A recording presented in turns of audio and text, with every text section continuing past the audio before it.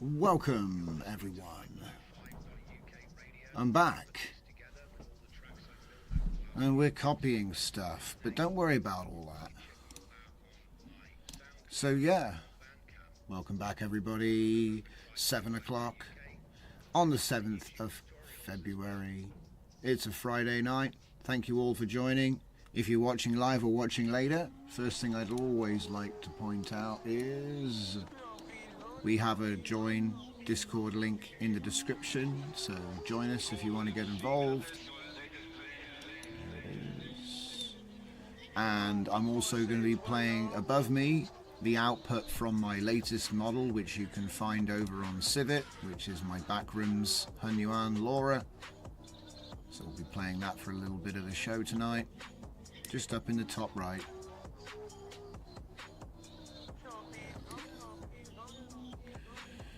In a little bit we'll be having a little stab at some custom nodes, but for now what I'm doing is I'm copying a new model that came out called Lumina 2, and we're going to see if we can run it in our good old faithful ComfyUI, which is currently reloading after having updated.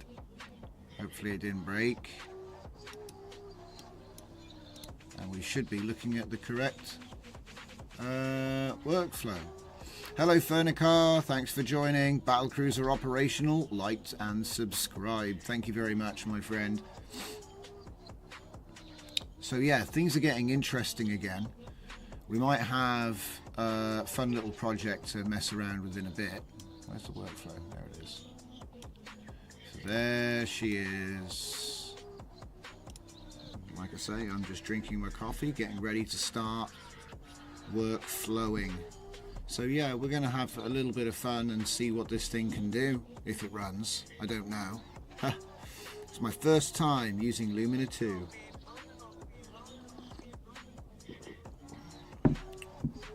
Although it's really interesting though, because it looks like this is an LLM prompt. Let's just take a look at the default prompt that it comes with real quick. Let's just zoom in on that, shall we? See this? You are an assistant designed to generate superior images with a superior degree, double superior, of image text alignment based on textual prompts or user prompts. Prompt start. Focused exterior view on a living room of a limestone rock regular blocks shaped villa with sliding windows and timber screens in Provence. Along the cliff facing the sea, with waterfalls from the roof to the pool, designed by Zaha Hadid, with rocky textures and form made of regular giant rock blocks stacked each other with infinity edge pool. Infinity pool blends in with the surrounding nature. Regular rock blocks, giant rock blocks shaping the space. The image to capture the infinity edge profile of the pool and the flow of the water going down, creating a waterfall effect. Adriatic Sea.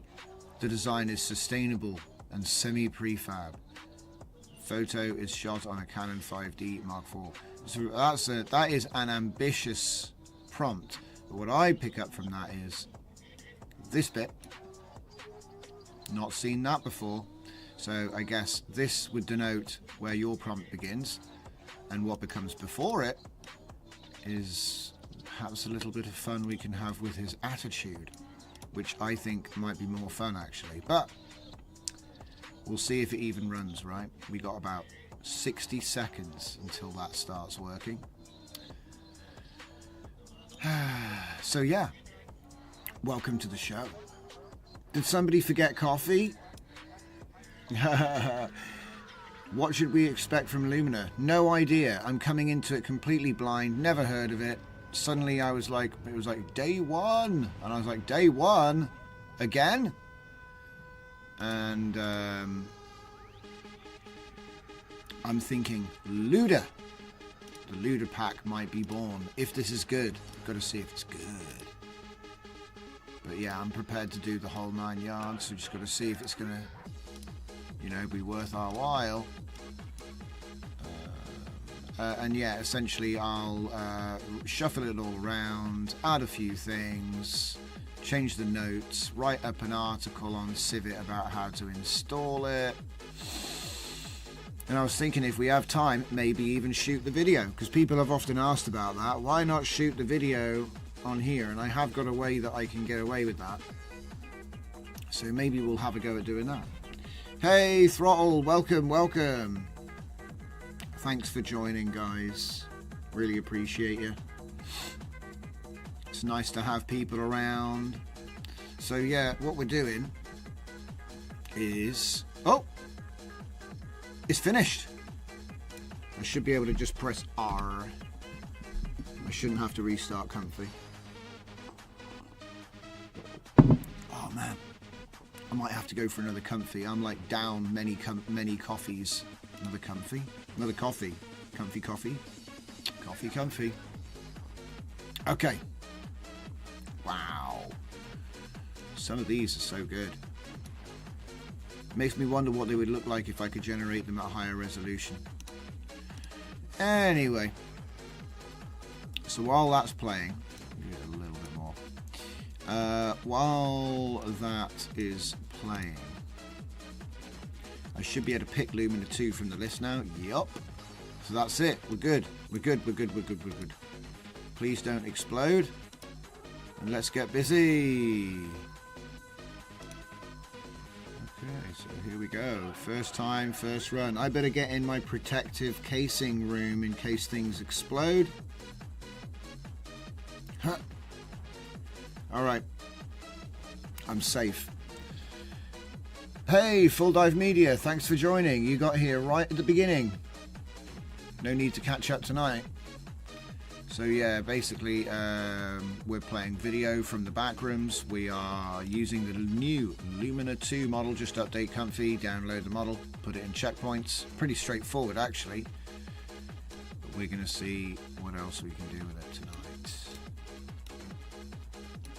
Do you know what? I mean, look, I don't like this texture, but it's not bad.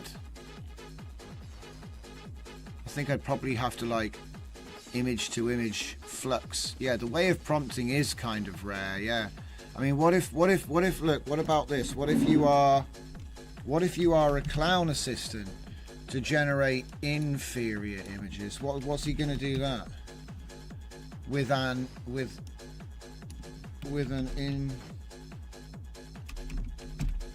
inferior? What's it going to do? You're a clown assistant. Inferior images. Yeah, what's it going to do now? Is it going to make a bad image?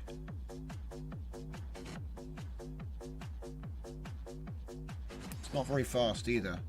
You can make a video with LTX in that time.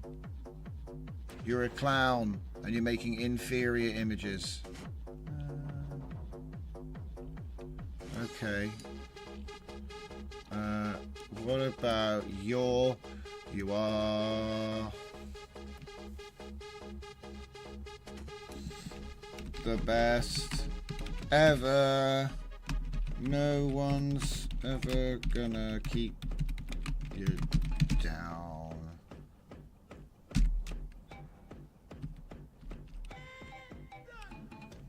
Besto image text alignment.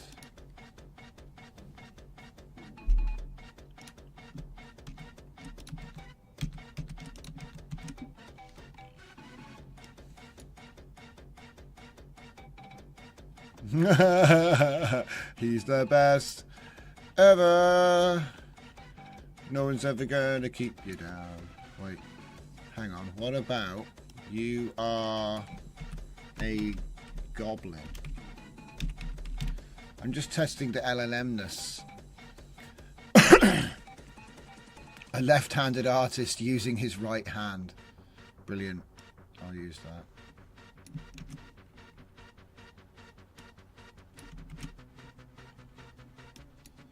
Oh wow, Goblin works pretty good. You are Goblin. You are a left-handed artist using right hand. Let's try that.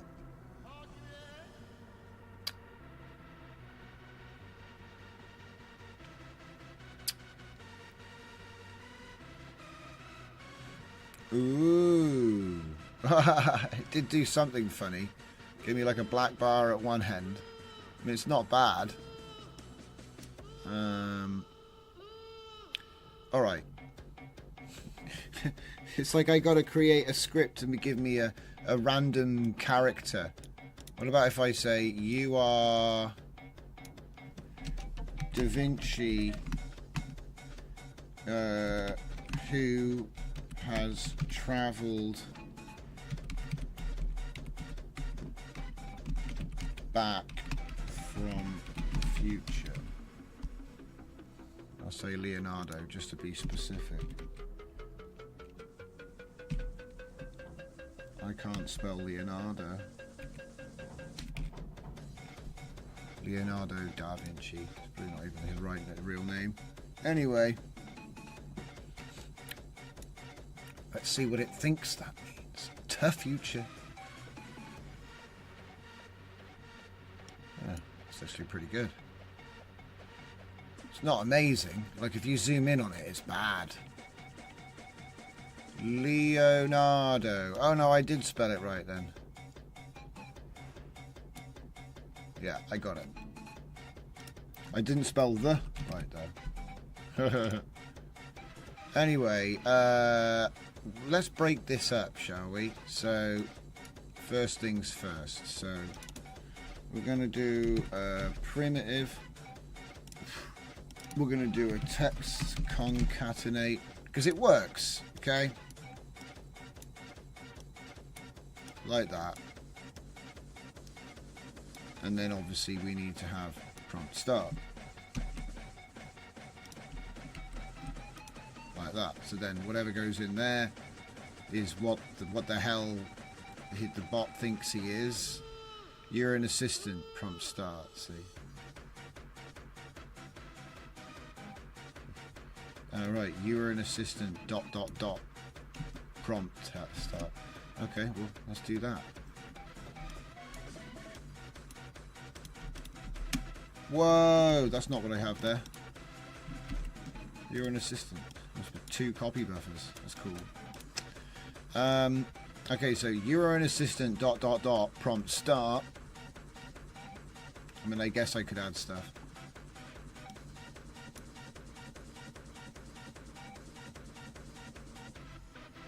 Still works if you modify or remove it. Okay. So let's have a play around with this. And we'll just get my one of the Zenkais. Let's see. That one has a blacklist in it.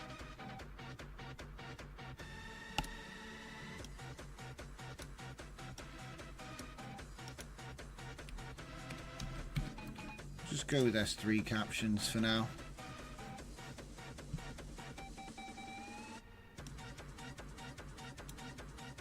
Because we can't see it no more, go to show text.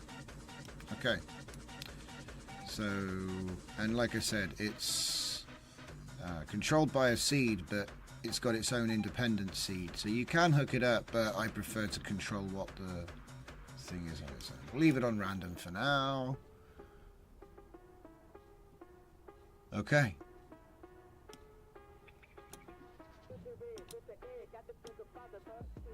So after all that, we're starting to get close.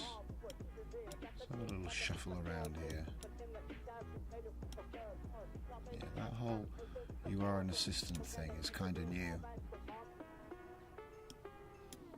I like it though.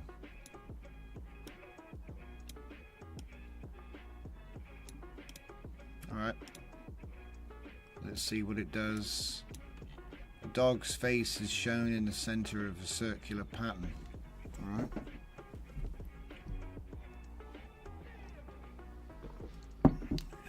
See? Not bad. Doesn't even need to be fixed. That's pretty good. Let's go again.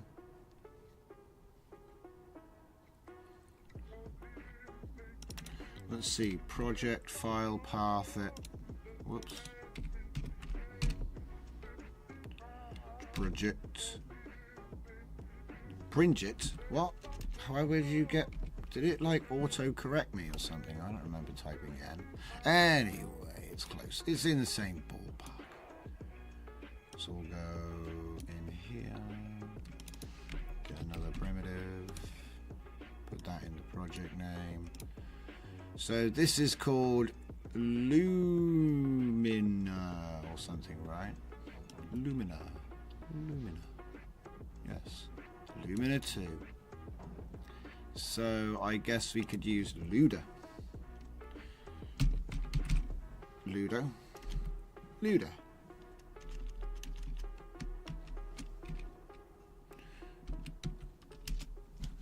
Luda. Images, subfolder. Well, this will be T2I because that's what we're doing right now. File name is Lumina. There we go.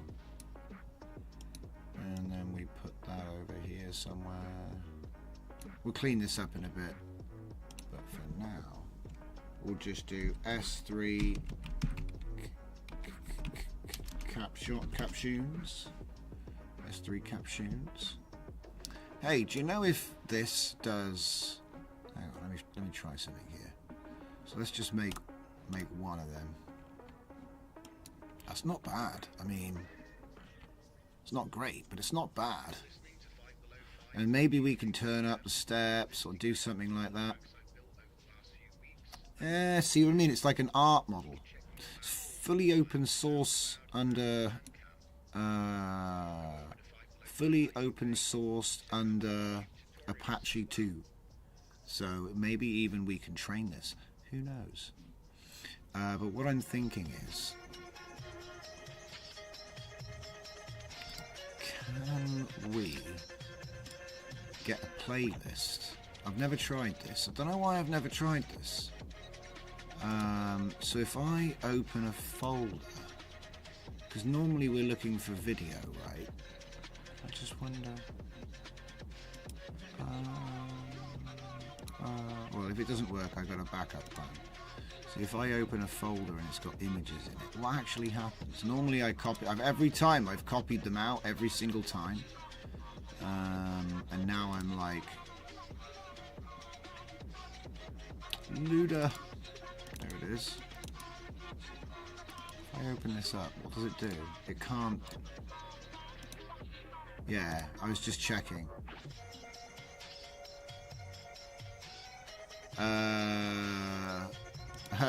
Luda is liar in German, says Throttle. Oh, no way, I didn't know.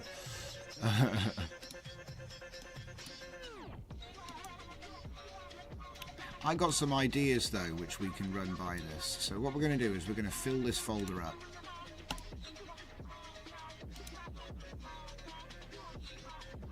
We'll try all kinds of different stuff and see what we get. I thought it might be nice to set up a slideshow on this folder. Oof, that's a bit rough. And just let it run, and then I could go and do something else and just show the slideshow. The prompts are pretty varied.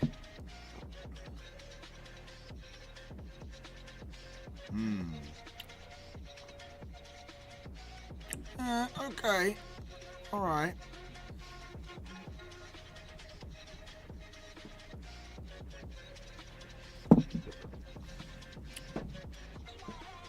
Make that a little bit bigger on your screens there, ladies and gents.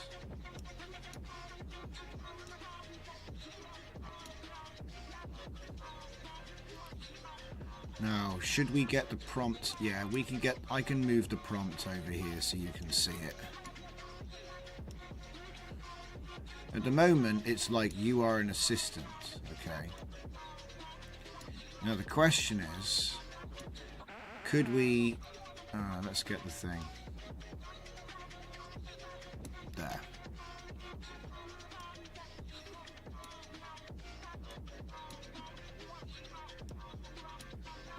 Question is... Whoa. The question is, could we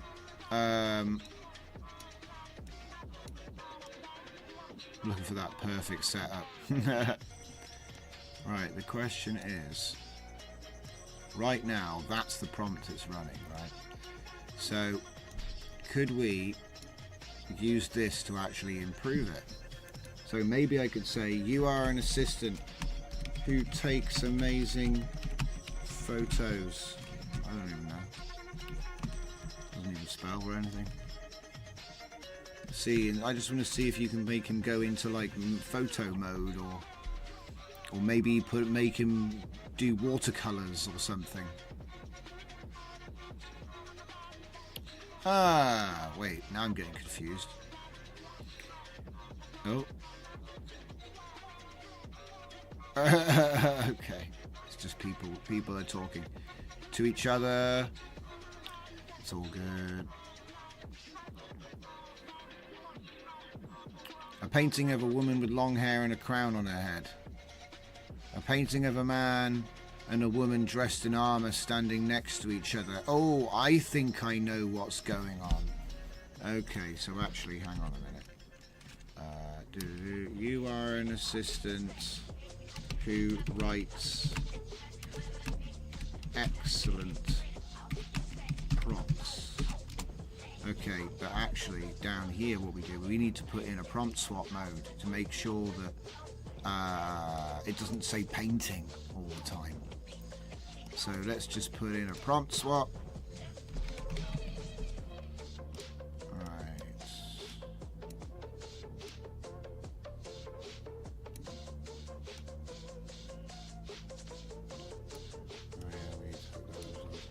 There we go. Right.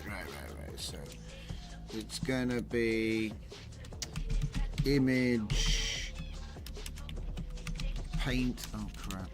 Painting, drawing, sketch, and then I'm just gonna say photo,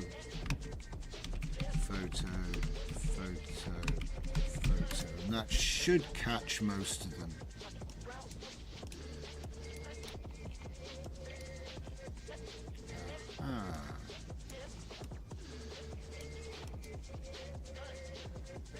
Okay, rendering. I didn't think about that.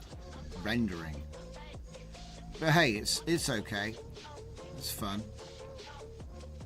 No, okay, woman riding on the back of a motorcycle with glowing lights on it. Okay.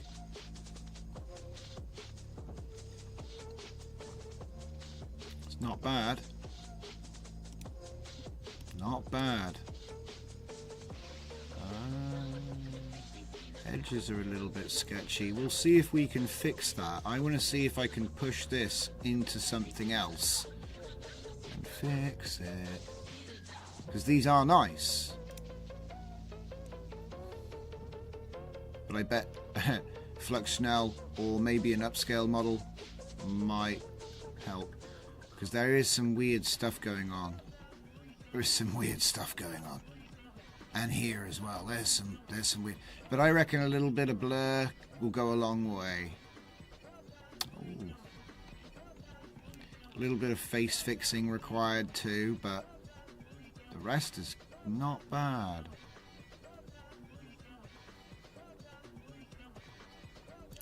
Would it be useful to replace illustration? Replace by illustration? Well, maybe, but I want to see. It's an old trick I used to do to get sharper images. It seems to be working. So it's got photo tagged information, but I'll give it a go for you guys as well. It's working as well, actually. We're getting nice, because it's like I'm modifying the output of my prompt list. But yeah, we can also, do you know what? Because I'm lazy and because it's easier, I just swapped a bunch of stuff to illustration, right? So instead of like editing it, instead of changing them all, just change them all there instead. There we go. Seems like the VAE could be replaced by something better. Yeah, I don't know what VAE they're using, so I don't want to... It's funny, isn't it? It's like it's good at some stuff and it's bad at other stuff. But yeah, I can see how, you know, see if it's better at doing drawing stuff.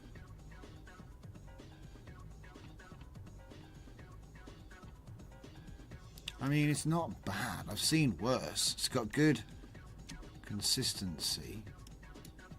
A person holding up a cell phone with a picture of a person's face on it. That's really not bad. I've seen a lot worse. Like I said, you could do with doing a refiner pass. It needs a refiner pass. I wonder what would happen if we. I wonder what would happen. Wait.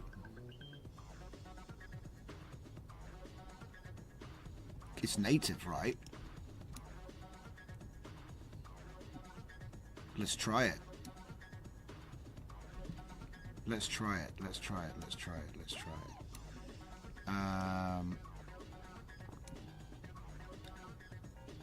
So I've just changed it to illustration. So some stuff doesn't have any reference, so it just gets made. Do you know what I mean? Like I say, the thing with prompt swap is it's only if it's in the you know, if it was already in there, if it came from this.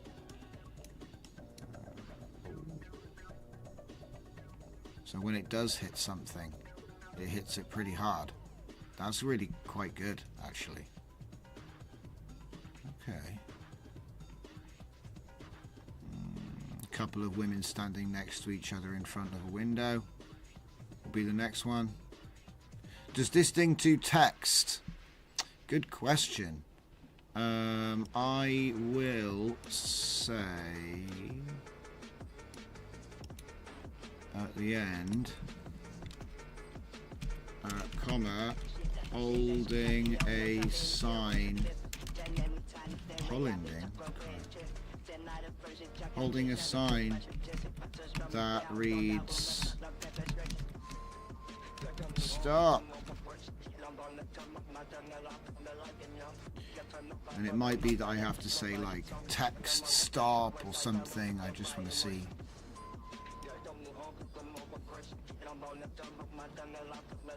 There you go, holding a sign that reads stop. Yes, it does text. It was a man in an outfit holding a sign that says stop. It just added it on the end, so it was just randomly, do you know what I mean? We've just randomly, there we go, stop. So yes, it does text. I wonder if it can spell fettuccine. Or, wait. Stop gnoiding. That's really cool. All right, let's come up with something here, because this is fun. Holding a sign that says stop dooning. There you go. This should be good. Whoa. These are going to be good. We're going to take them into enhancement later.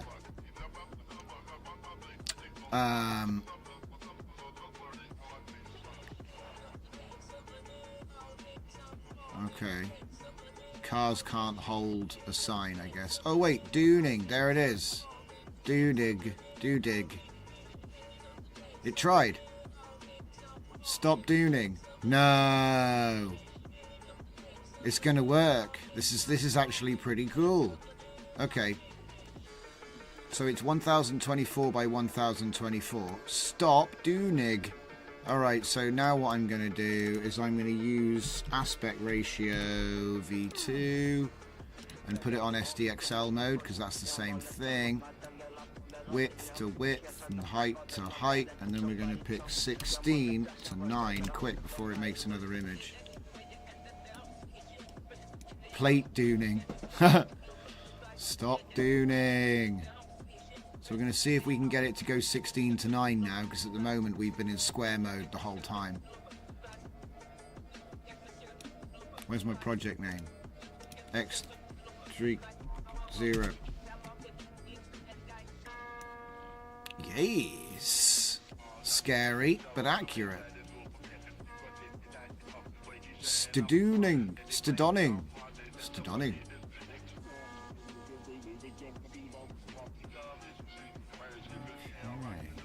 getting interesting, isn't it? I wonder what happens if we put the steps up. I wonder what happens if we put the CFG up. I wonder what happens if... Can it do any other text styles and fonts? Good question, Pete Johnson, and welcome to the stream. Got any suggestions on what you want me to say? Because I just said holding a sign that reads "Stop Dooning." Like, I could say holding a sign in Comic Sans font. Hang on. Holding a sign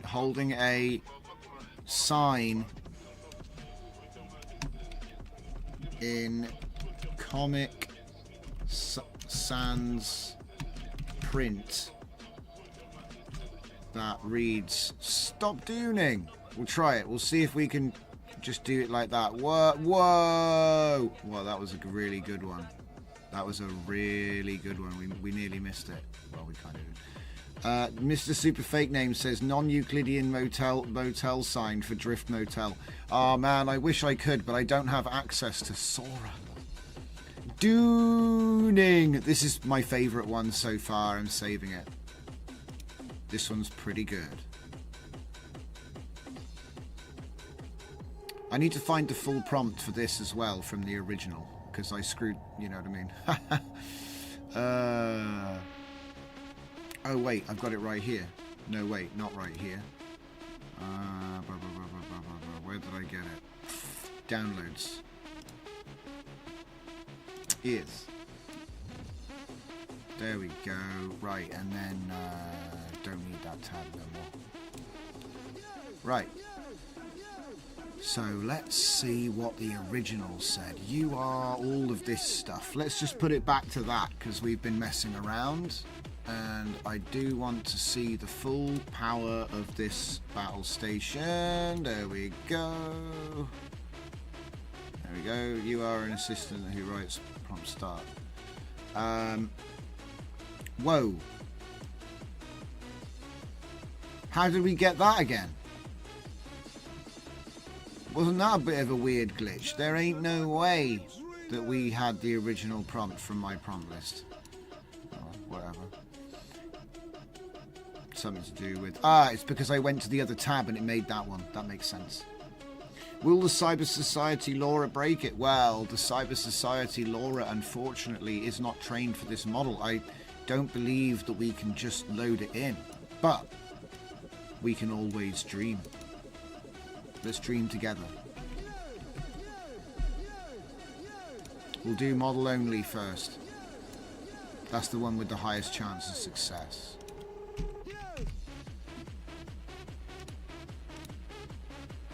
Oof, that was close. I don't think I had the right one selected there. Stop. Okay. It went straight to the next one, which means it didn't work. But no. I haven't even put the trigger in or anything yet. Like, what is even the trigger for... Oh, it doesn't matter. I'll just pick it. No, wait, hang on.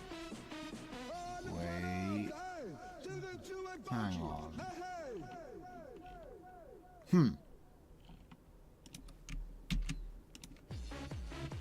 Turn it off for now because that's like a whole other rabbit hole. Wow, hell yeah, dude, that's a cool one as well. Okay, so doing well so far. So let's try changing to Cyber Society captions.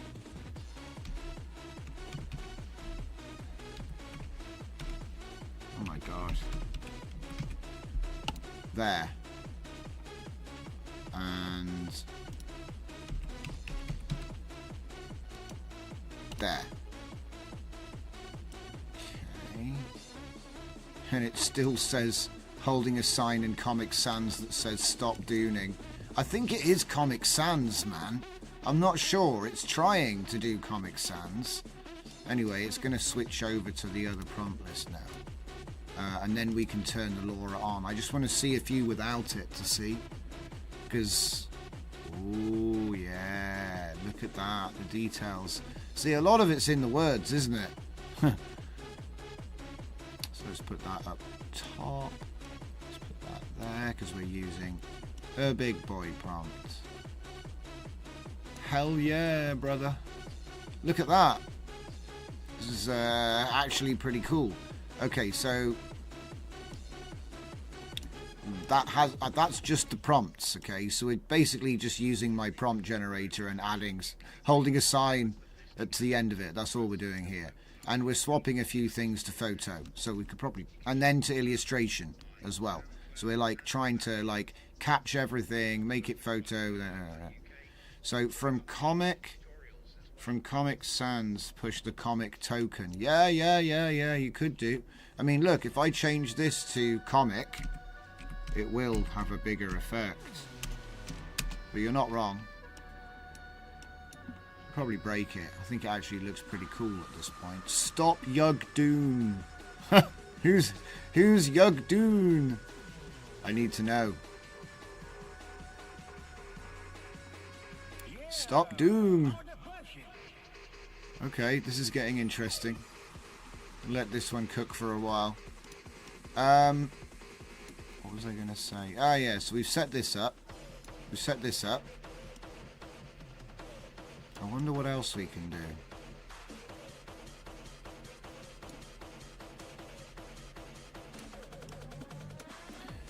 Stop. I mean, the obvious one is refining, upscaling, stuff like that. But what I want to do is I want to do a quick sampler garden, and I'm going to do a live sampler garden. So this is going to be fun. So let me just make sure all my stuff is not weird. So if I just leave this here as the save, and it's going to take a little bit of knocking about, but I think if I just take the K sampler, because we want the same prompt and seed. We want the same prompt and seed, but we want to change steps and CFG. That's all we want to try. That's all I want to test. Just steps and CFG, nothing crazy. I think we can put this back over here now. It's doing a good job. It's doing a good job. I'm just going to let him cook. The instruction I've given him is really crap, you know, but it is what it is. So what I think is if I just isolate the prompting section a little bit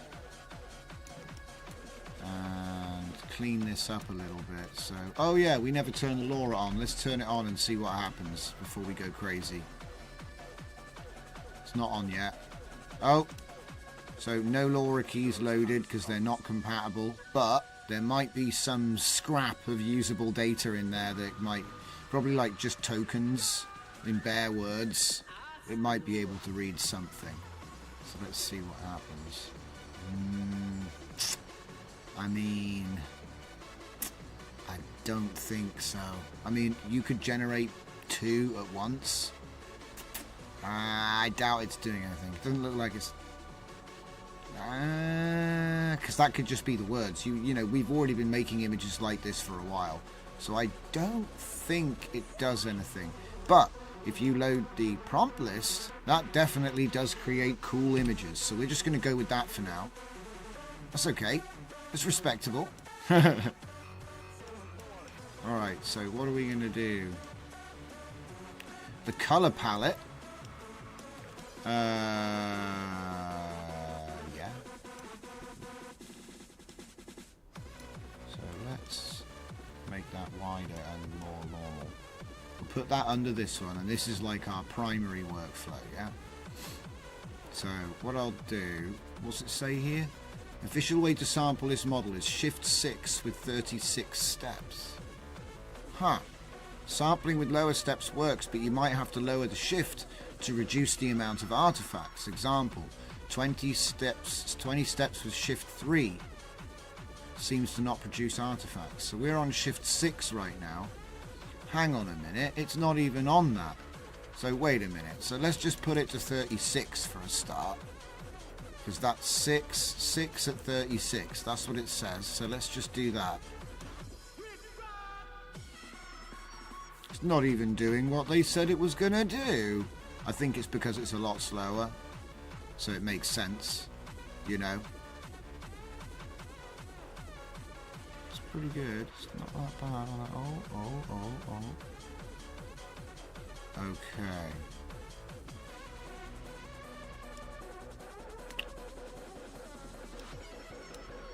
Model sampling aura flow. CFG, yeah, that's what we're gonna make a garden, and we're gonna step through these CFG values in a sec. I was just getting everything ready so I could do it. I just suddenly was like reading this and going, well, hang on a minute.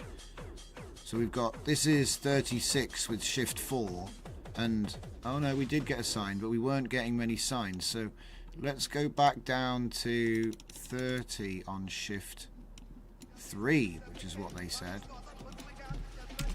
It says that 20 steps with shift 3 seems to not produce artifacts. Let's see what they're saying. Prompts down the bottom.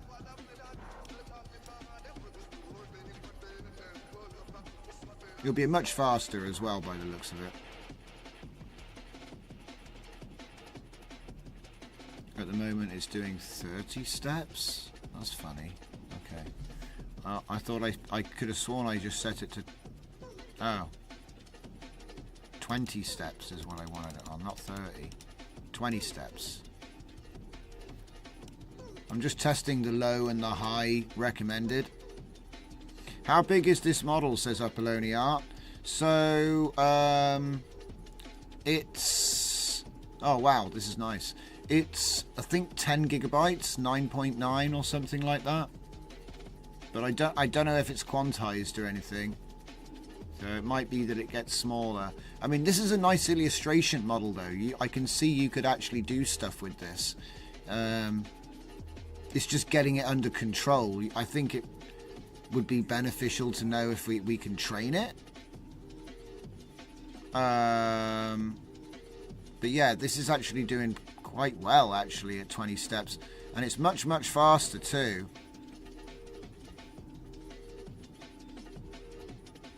But yeah, the LoRa model keys weren't compatible, so you couldn't do that, even with just model only. So we'll forget about that for a minute.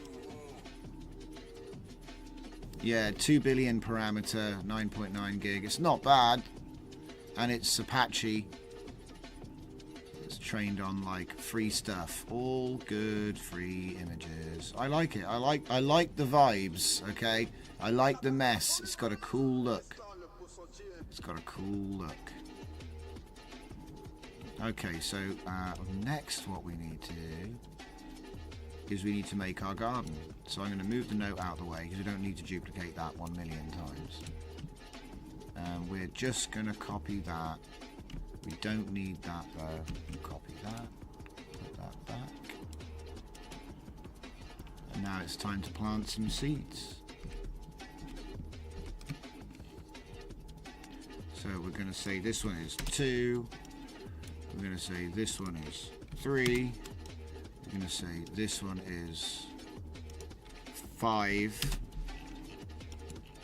And then we're going to set them up like this. And they're going to be all a bit weird at first, but we're going to do a primitive, and we're going to chuck that one into one of the seeds, and then we'll put the same seed control on all of them. Okay, put it on random. And because we're doing a different prompt every time, we could just test one seed. You know, just have one seed. But I don't mind letting it roll around a little bit. There we go. Alright, should be all of them. Alright, so I'll tuck that away nicely. And then the next ones that we do will be easier. So we're going to do the 0.5s now. So 2.5, 3.5, 4.5. You can vote for a higher range if you want to see like a higher number in the chat. Just tell me like how high you would like to see this go. Let's see, 4.4, 4.5, 5.5. There we go. It's very fast. Like I said, I wanted to get like a decent quality fast, if that makes sense. And then, of course, how big are these images? They're pretty big, but it would be nice to have like a grid, wouldn't it? So we'll do it with image concat multi, and we're going to do 4, and it's going to be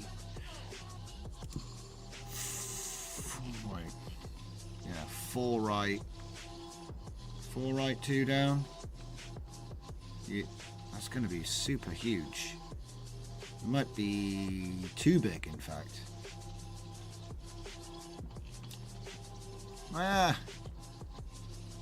That's fine.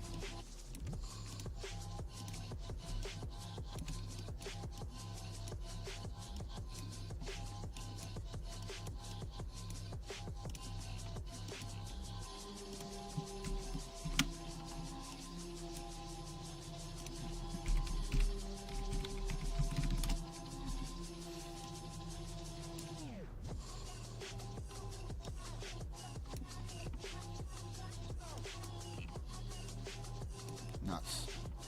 I forgot to do the fancy copy.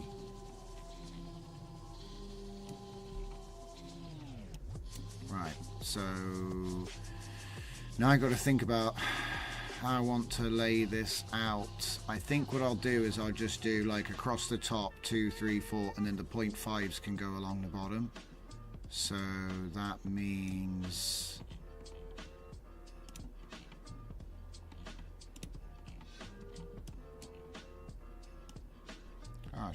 shenanigans.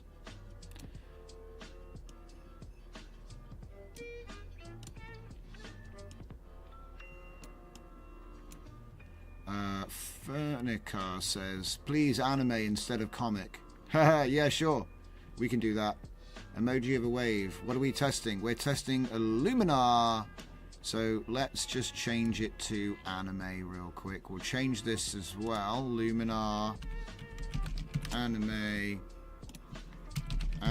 There we go. So we've got a bit of a catch-all filter system.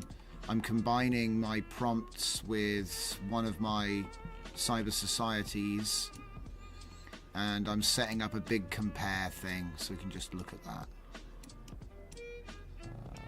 Essentially, we're just doing a CFG garden real quick.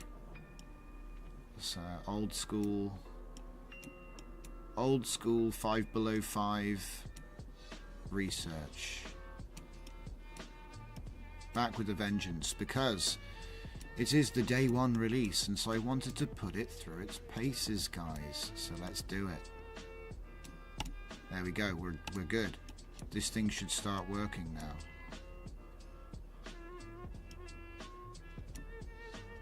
It's probably going to be ridiculously huge as well. We'll see. But yeah, let's have a look at some of these images anyway. I don't see many signs when you're at low CFG. So I mean, it's cool, pretty cool though. Reminds me of I don't know, it's like 2.1-ish, but better.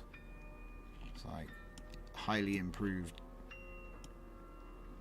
So yeah, this is the main workflow, and all the rest are just basically a slave. Just running different CFGs. But we could have them run whatever we want.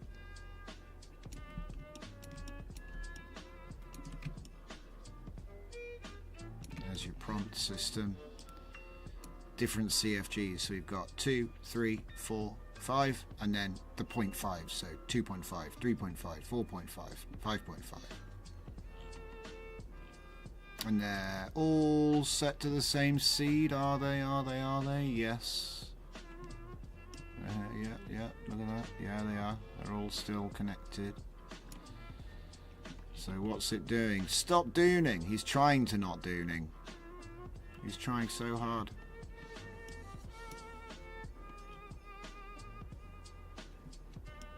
Very interesting model. I'm not really seeing the anime influence yet.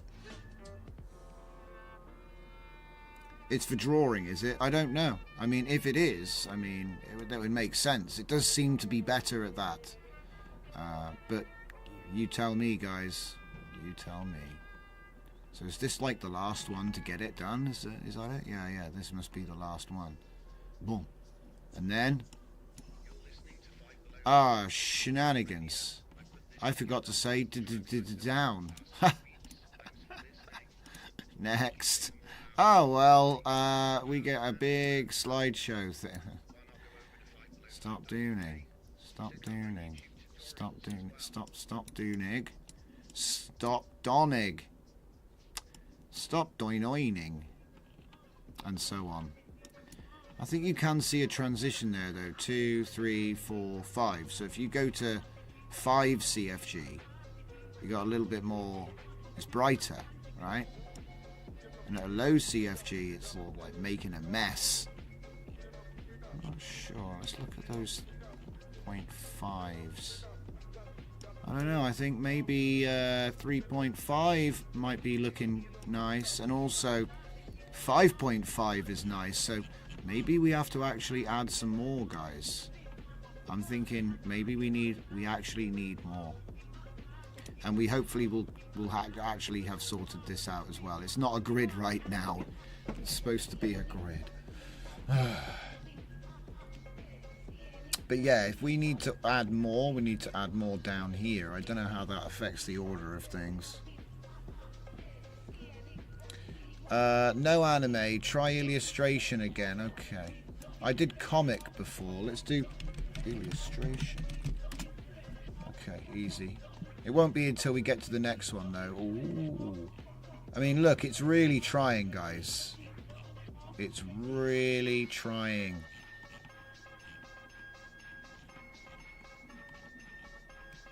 Oh. Oh. You take the CFG up too high and, like, she's disappearing into the clouds. And what happened to my sign? Ah, there we go. Look at that. Wait, oh, we got a sign there. So what was that? 4.5? Yeah. Interesting. See, that's the sort of pattern I look for. Oh. It tried to do it there as well, but that's a really weirdly formed image. I mean, out of these, this one's probably the best formed image. 3.5. But no sign. And then after that, you can see the model goes a bit mad. That was an interesting little experiment. Yeah, CFG cloudiness. CFG is just like clouds, clouds, clouds, clouds. You had like a distant rocket which somehow takes over the image here. Oh, okay.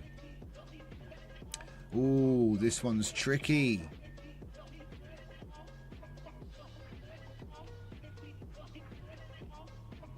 Stop doing. That one's really good. I like 5.5, but you can see it's kind of getting to the edge of its abilities there. It does seem like they've picked a nice middle ground, to be fair.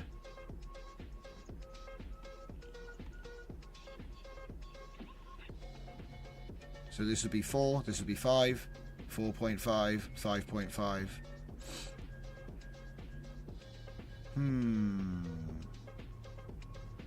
This is the best. Which is kind of interesting. Like I said, I think we need Shift 3 right now. Oh, Shift 3, yeah. Yeah, we're on Shift 3, 20 steps. So you're thinking try putting the Shift up? Hey, man. Let's try Shift 4. Let's kick it into overdrive. Well, I think they've recommended Shift 6, but that was for higher step count. So I'm trying to keep it speedy because we are going to be making 8 images. Oh, okay. So let's see what this one looks like.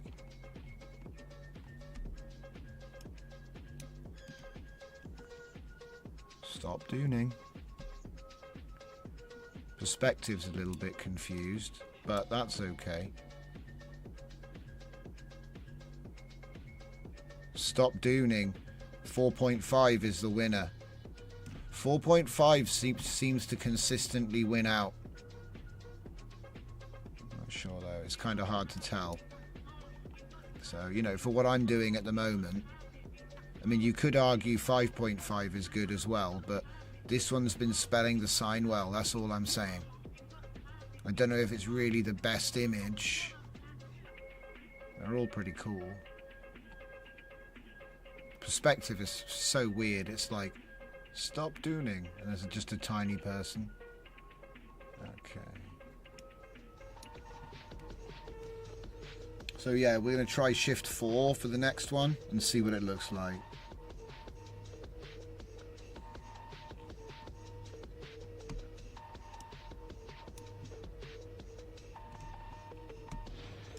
Yeah, like this, you know, you might decide to do something else for the refining stage, and that's what we will look at that as well. I'm just wondering what happens if we like really put it up. You know, like maybe we're still doing rookie CFG numbers right now. I think we should pump those numbers.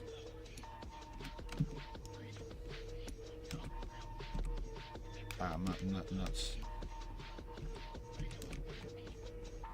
So if that's 5, this one needs to be 6, 6.5, 7.5, 7.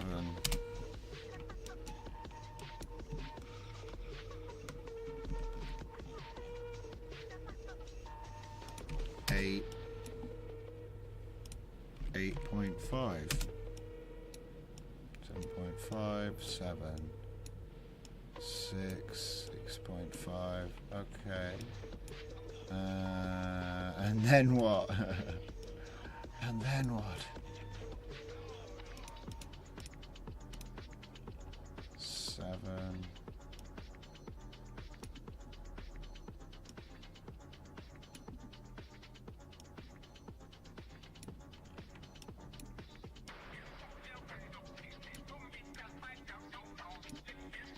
It's like a race against time.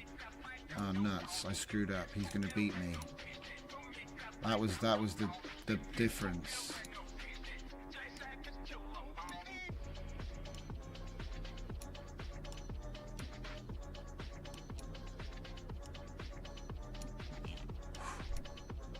Might be too late.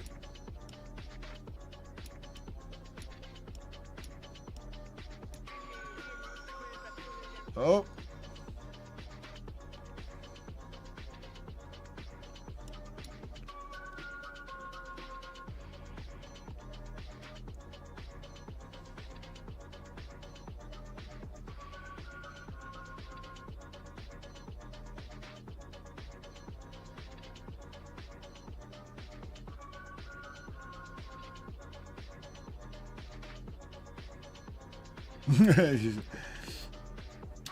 Shift and CFG.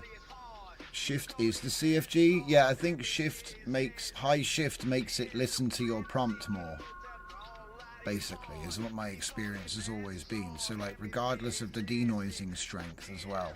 We haven't even got to that, so.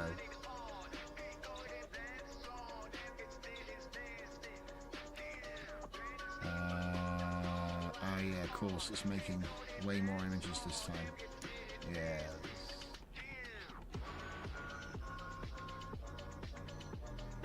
I mean, this is like cool, generic stuff. Stuff needs, you know, there's a few things that could be better. Like 2 more left. 1 more left. What's interesting is some of them have a white frame around them, so it's like the higher you push the CFG, the more likely... What, image 5? There's an image 5.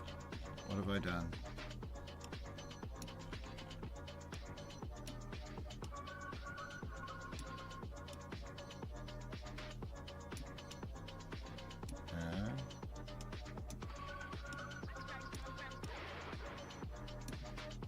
Image 5.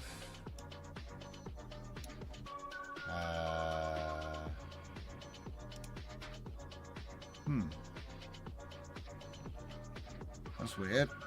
I mean, it's there. No idea. Obviously didn't like that. Maybe it was because it was making it and at the time it didn't exist or wasn't connected to something. I don't know. Probably. I'll try it again. But yeah, looking at, you know, if you just sort of take a step back and look, you can see there's a black outline around this one. And there's a thick white line around this one. And then, you know, this seems to be, you know, this is the default as well. 4. So, you know, you can clearly see that. Look, we got like a black outline at low CFG. And then it goes away and you get like a nice seamless look. And well, with this particular seed, at least this seed and prompt, it started to frame it.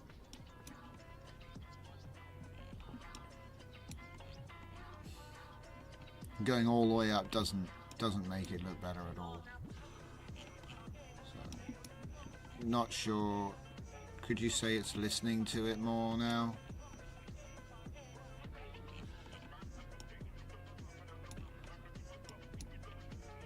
Because I'm judging it based on the general look of it, and also like, could it spell the text?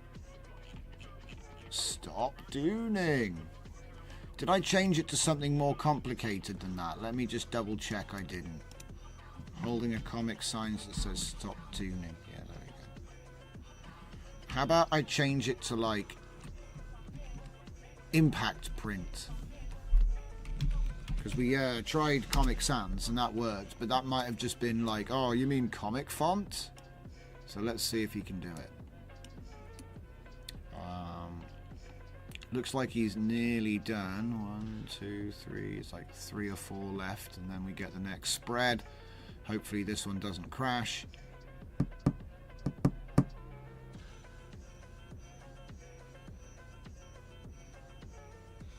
Where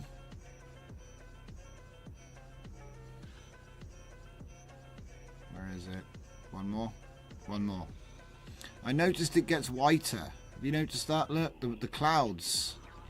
The clouds. I mean, look, I know it's in the prompt, but it's almost like the clouds take over half the image. If you look at the top, they're just sort of the same color as the rest of it. I'm not saying it's better. I'm not saying that.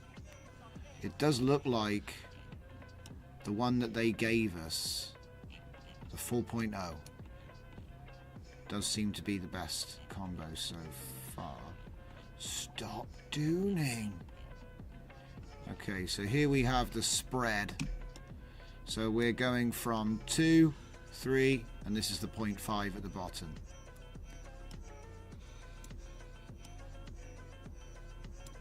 Unless I hooked something up wrong, which I might have done.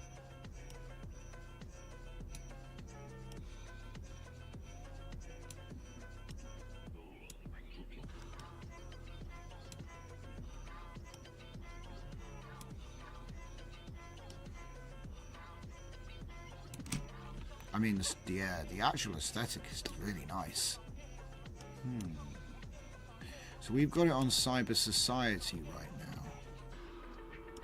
So what would happen if I put it on Cyber Society v0? See what happens when you get that, because they're different prompts.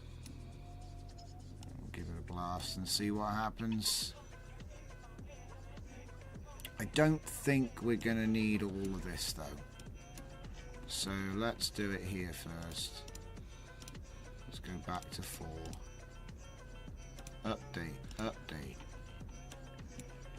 And then just get rid of these. I do also think that the top 2 are more or less useless. So we're going to narrow it down. Let's see if it can figure that out. Can it figure that out? No.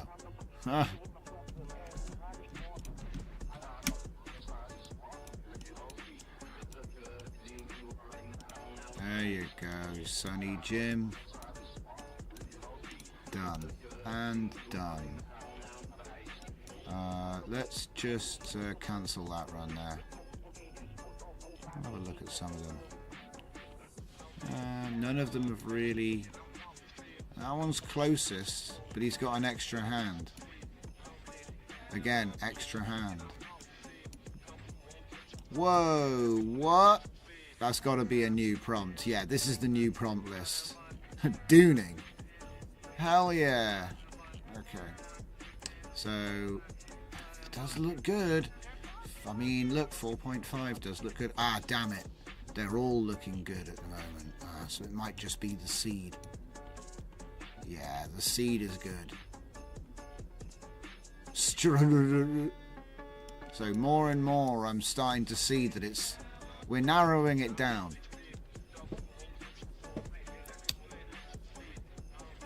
The top right image is not going to the grid composer. Yeah,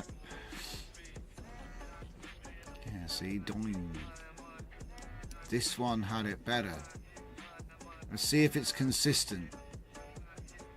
If it's consistently 4.5, so if it's consistently that one, then we might have a valid tune here. Stop tuning.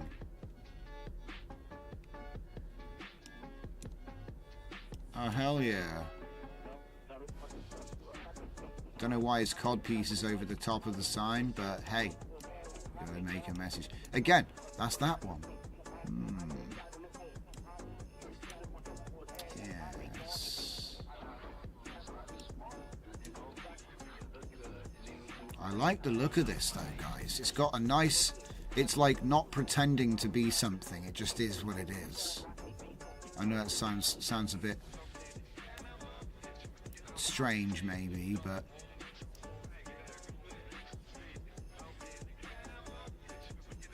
yeah, it looks like 4.5 wins again. I'm going to make a coffee while we continue to judge these. I think we've got a valid tune here.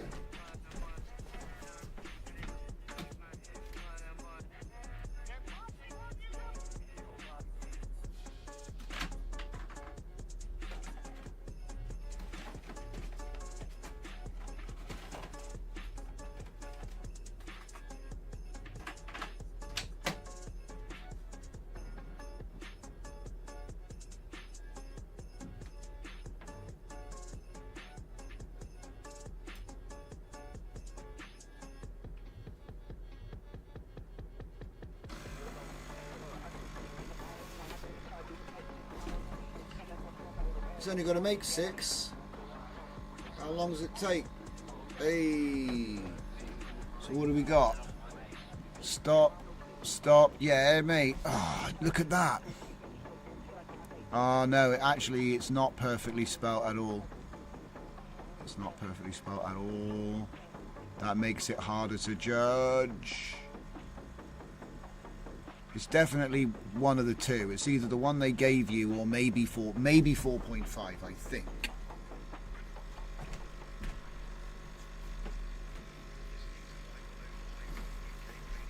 Makes you think, is it worth checking out the in-betweens?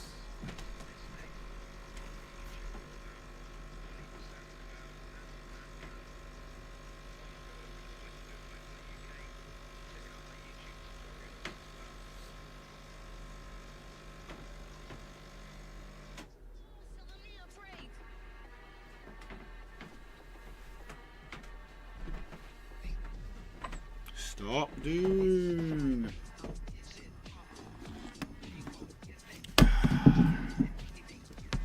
Right. Okay. So I think we're getting an idea of, you know, how this CFG interplay is working. Let's try bumping up the shift a little bit more. Well, this isn't even shift. It's actually model sampling Auraflow, which makes me wonder.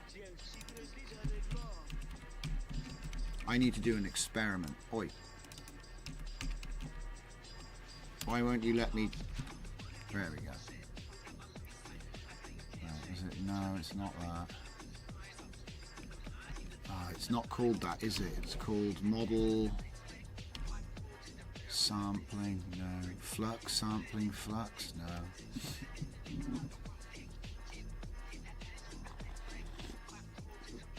There's the one that we're looking at right now.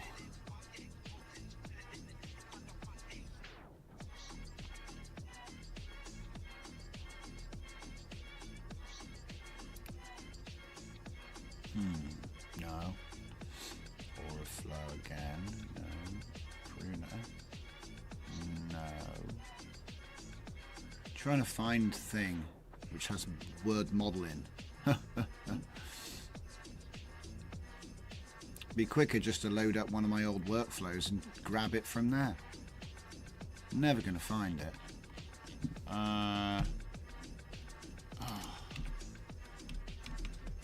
Flux guidance. Ooh, flux block. That's cool. Block. Flux model blockbuster. What's that? That sounds super cool. All of these cool things. Laura her flux parameters. That's cool. But I still didn't find the thing I was looking for. I'm looking for... Let's try it this way. Sampling. Flux. Min, max, and then a size. That's the one I'm looking for. Okay. And then we go width in the width. And we go height in the height. And just leave it on the standard for now. And this is attached into like a cajillion things. So, because I don't really want to, you know, I don't really want to do this twice. I don't really want to do this once. There's no, I know how to do it. Do it like this and then disable that one. It's dirty, but it'll work. Well, it probably won't work, but I'm too lazy to hook it all up again. What I should have done was used a reroute to go to all of these copies, and then I could just swap it in. Let's have a look at some of these images. They're coming out okay. This is a 2-year-old prompt list, by the way. Oh wait, no it's not. I tell a lie. This isn't a 2-year-old prompt list. This is like 3 months old, actually. But it was based on an older data set. Stop Dune King. Stop Dune King. Oh, my guy.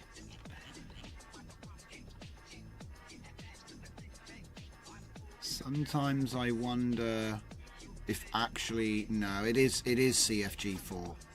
I think it really is CFG4. But then, wait a minute. Has it started using the sampling flux yet? Ooh, if it does. Ooh. Wait. No way. Stop it. Go back. I think we've... No way. I think we've already improved the workflow. Ha ha ha ha. Throttle says he grew up in Australia and gooning is cheap, drinking cheap cask wine. Now gooning is something else. And what the heck is dooning? Dooning? You don't know what dooning is? Hang on. Let me just show you something. Dune. Here we go. Have you ever heard of Dune? Have you ever heard of Dune? Dune. Have you ever been dooning? Let's go dooning. And so on. I know it's like not very Dune-ish, but that's okay. I'm looking at Cyber Society right now. I'm just trying to get them to hold up a funny sign that says stop dooning. But he's actually saying stop Dune King and stuff. Okay, so interestingly, I think you get better images doing it this way. Compared to what we were getting. I think you're getting better images this way. The writing is still a bit dodgy. Oh, it's really trying, guys. It is really trying. Got a bit of a weird grip.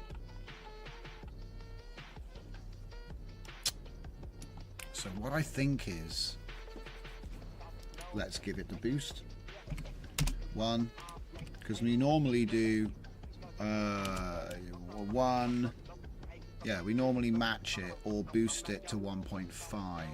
So let's see how she does. I'm going to just skip this one, by the way, even though it is a pretty good one. We've seen stuff like this before. It's fine. So this will be the first one coming off the press. Stop dooning.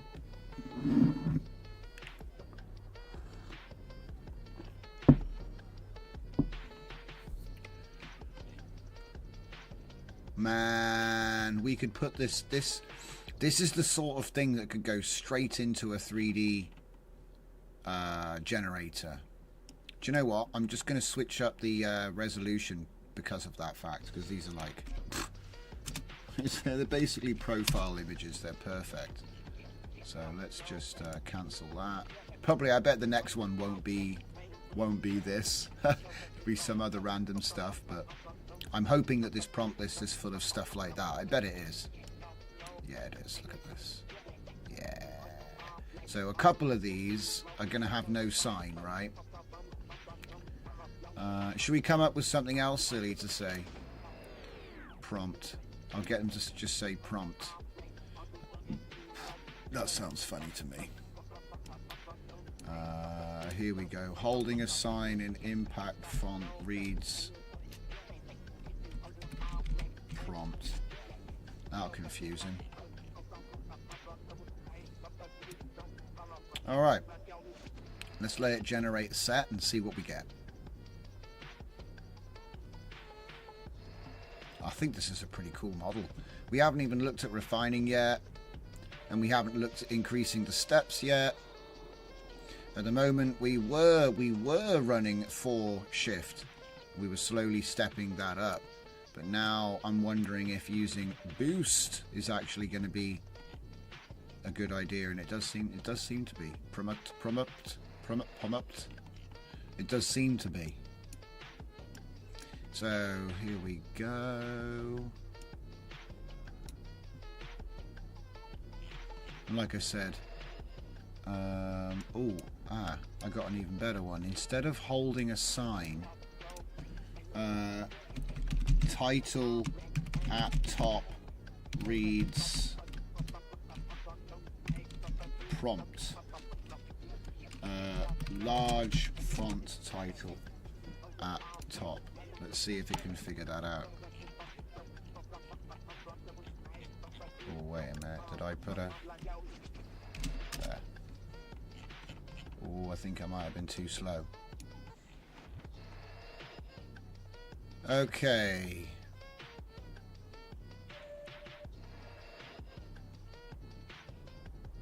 This one looks closest.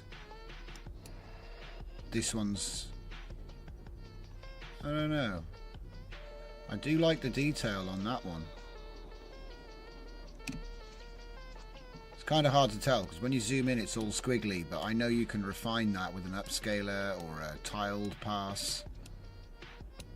And I do want to make a like a tiled thing with this as well. I want to see how it does, because it might be that we can make it play ball. Right, next one should be coming.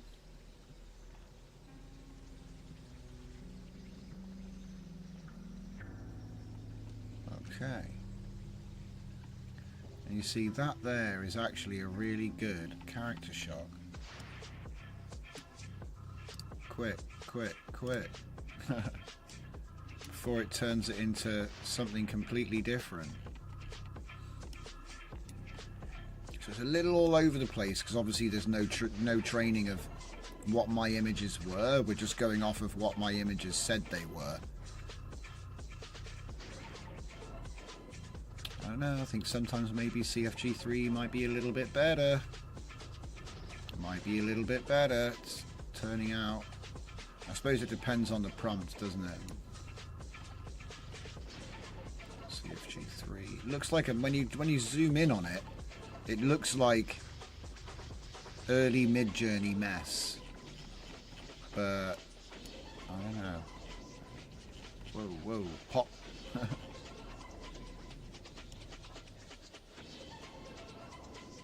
Oh, it's already finished? Okay. Color blend is nicer down here. Could be an optical illusion though.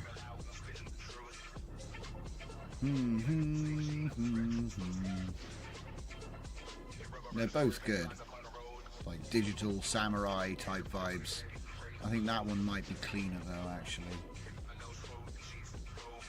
It's hard to tell because they're not like perfect or anything. Do look good though. Ooh. That's pretty good. That's pretty good. Mind you, crap, they're all pretty good. Whoops, okay.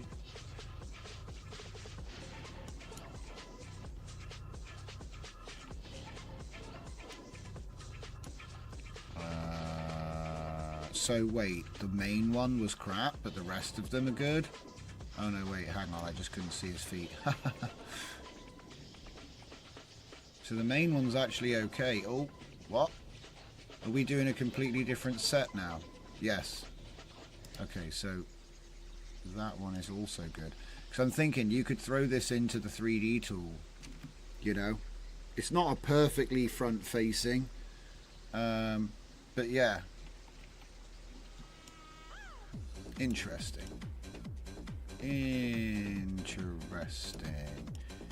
Okay. So this would be our CFG garden, right? So,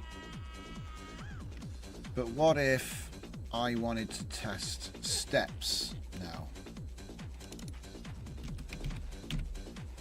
What am I doing?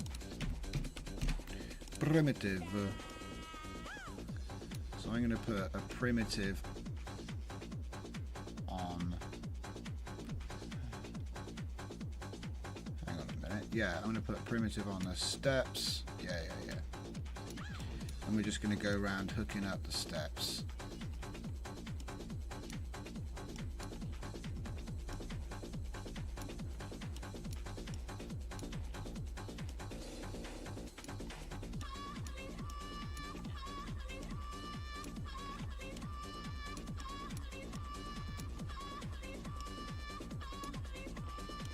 Like this. Because what I'd like to know is how does the CFG get affected by the steps? Okay, so we're going to go up to 25 steps next. I might cancel this generation just so we can get on with it. Yeah. Oh, it's finished anyway.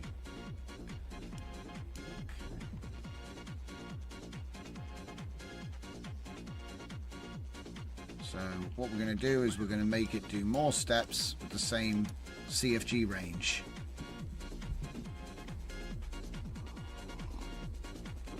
And the plan is just to go up,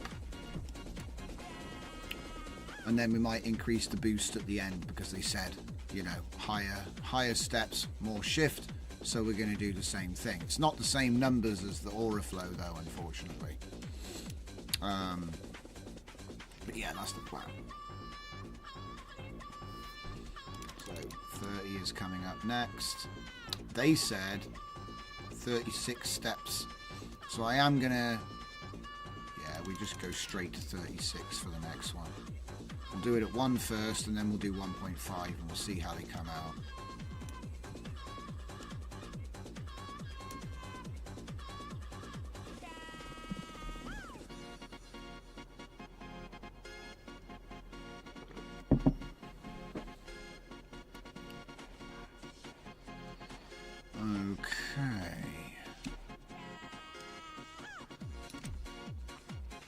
So remember, 3, 4, 5, 3.5, 4.5, 5.5.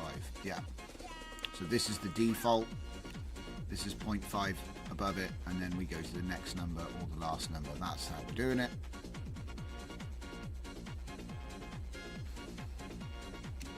I mean, I'm not going to lie, this one looks pretty good. But the impact text, you know, we have got the impact prompt at the top of the screen. Even though he didn't spell it right, it is impact font. It is at the top of the screen, and it is large. I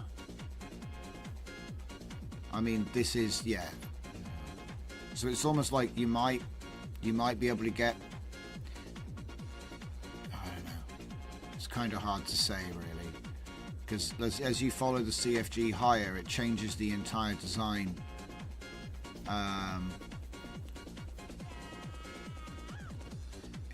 It did spell the word grommet correctly. Yeah. So I do think that 4 is the correct one to go with. But we're, like I said, we're increasing steps right now to see what happens. What's gonna happen? Oh, got an interesting prompt coming through here. Okay, so that's very cool. So again, if we look at 3, 4, and 5,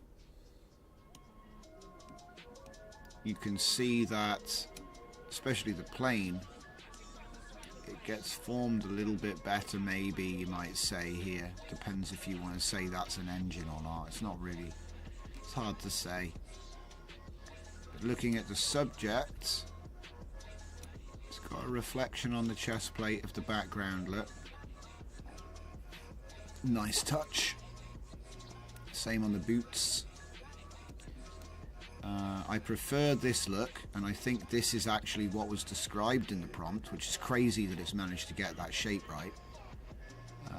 I'm not really bothered if you end up with a bunch of stuff like this, but the fact it's got the wires and everything, that's pretty awesome. And then if we go to the sort of midpoints,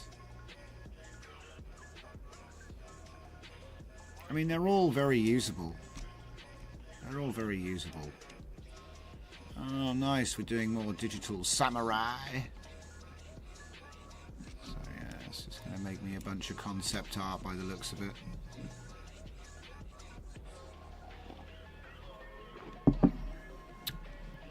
And like I said, if you do rotation poses of these sorts of things, you could fill up IP adapter and do a bunch of rotations with a control net or something.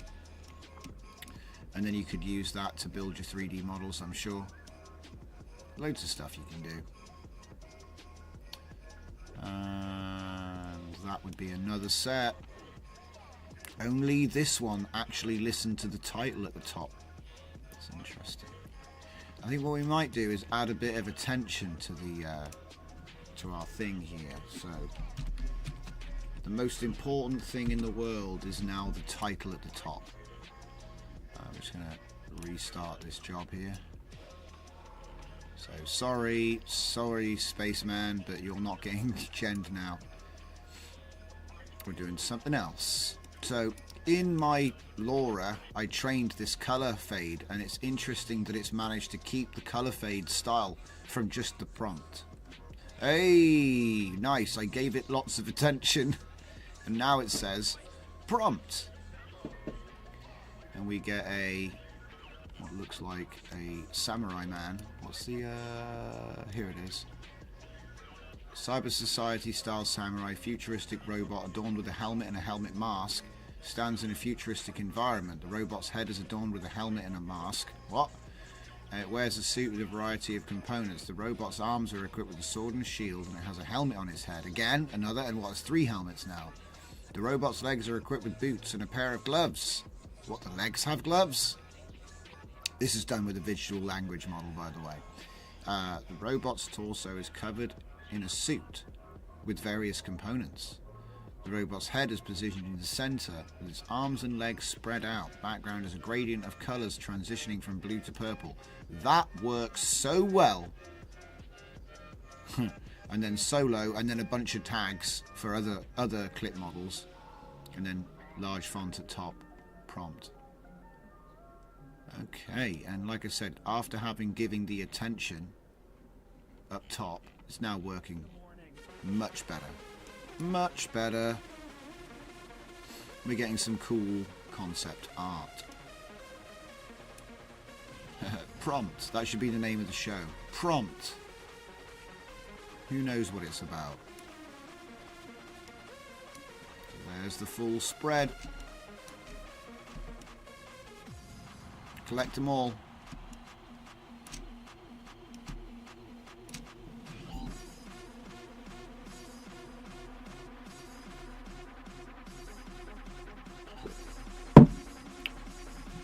Right. Promote. That sounds like a cool magazine for AI art. Promote. What's that? Oh, it's just this AI magazine full of AI art. That's all it is. What does it mean? Nobody knows. I like that though. Does always concept art look left? Yes. Yes, Fernicar. Concept art always looks left.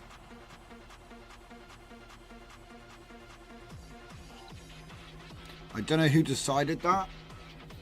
Like, the only reason that you'd be looking right is if we're looking at the back of you. And to be fair, he's looking right, you know, from his point of view.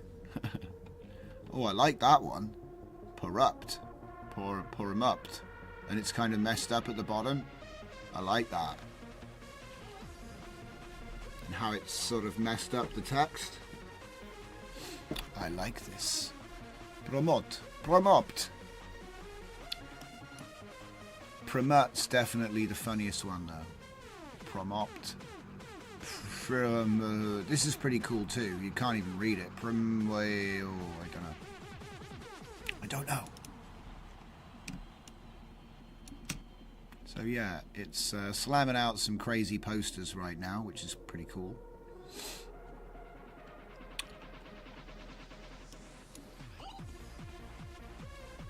Nice.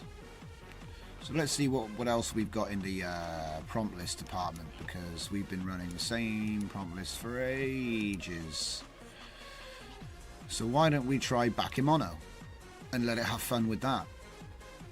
And then I'll change this to Eater. Okay. If you use concept art in the negative, will it look right? There's a negative prompt. Concept art. Well, it's not like it looks wrong. It looks great right now, but I will put it in there. Oh shit, you can't put art. Just say concept.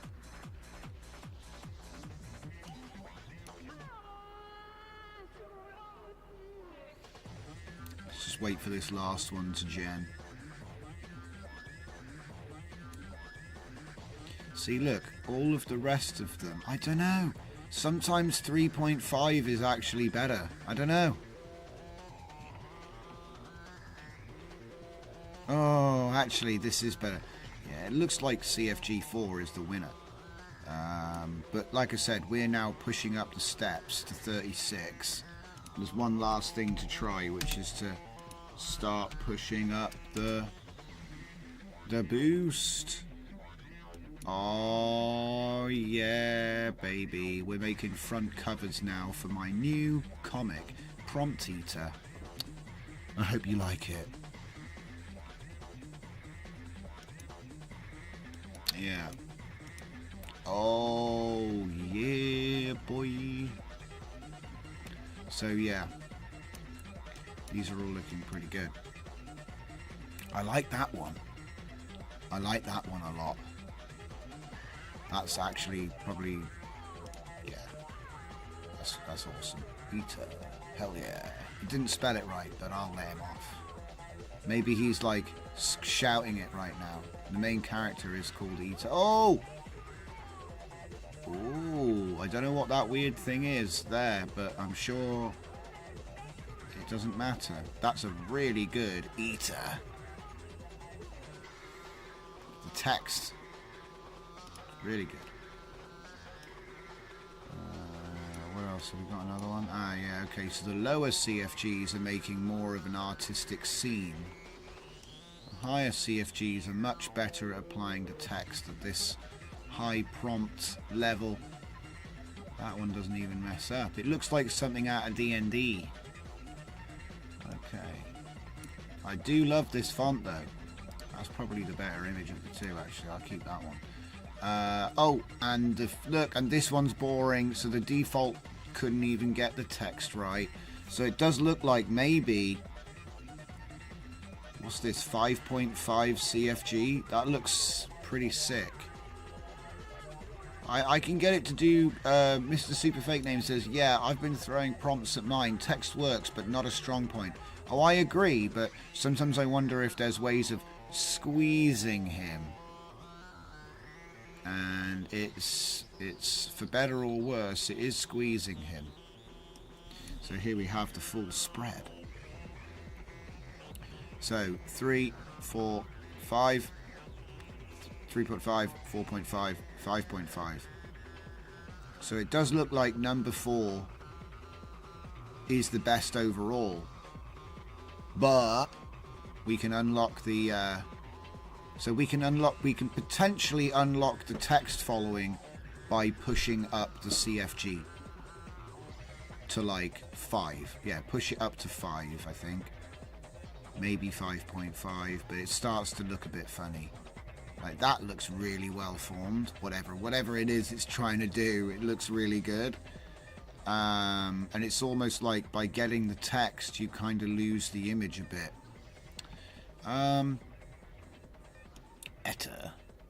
Etter. Okay, so this is me pumping up the boost. So it looks like he's lost. He doesn't know what the hell the title is. I said prompt. It's saying Etter. I do like that though. Etter. Oh, it was eater. That was it. The words eater. It. Eater. Oh.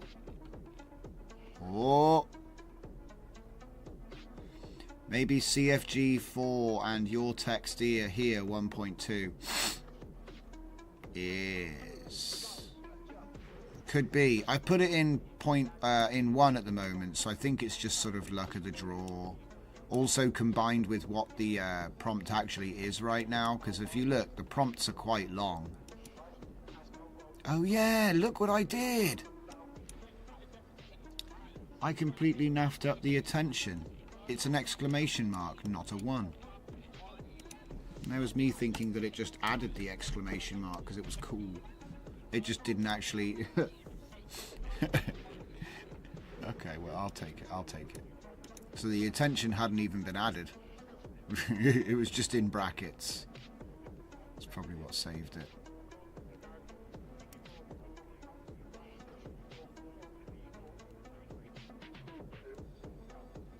Let this run finish and test out the boost with the attention on the thing. And like I said, this isn't bad. I mean, you could put this through a refiner if you really wanted to. Do tiled upscale on it with flux, perhaps. I'm sure that'll polish these images really nice. We used to have a joke, you know, Flux comes to the rescue, because the Flux upscaler could just make everything look great as long as you sort of sit there and tune the settings before doing a big run. Look at that. That's cool. There's a lot of them in this. Strange. There's a lot of these images. I wouldn't have thought I'd hit the same prompt twice so soon. But we seem to have got a latent beast on our hands. So I think what we might do, switch over to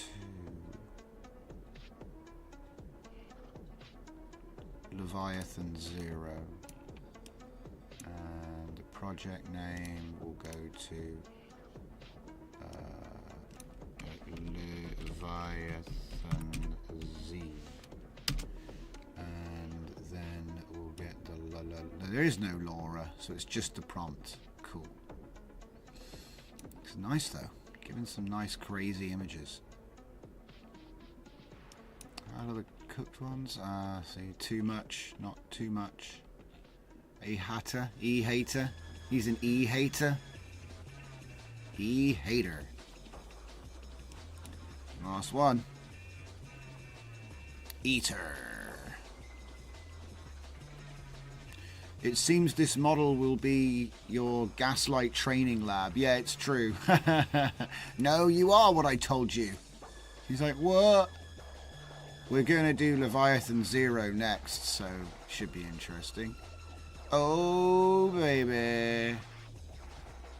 Next week on Fantasy Science Cinema.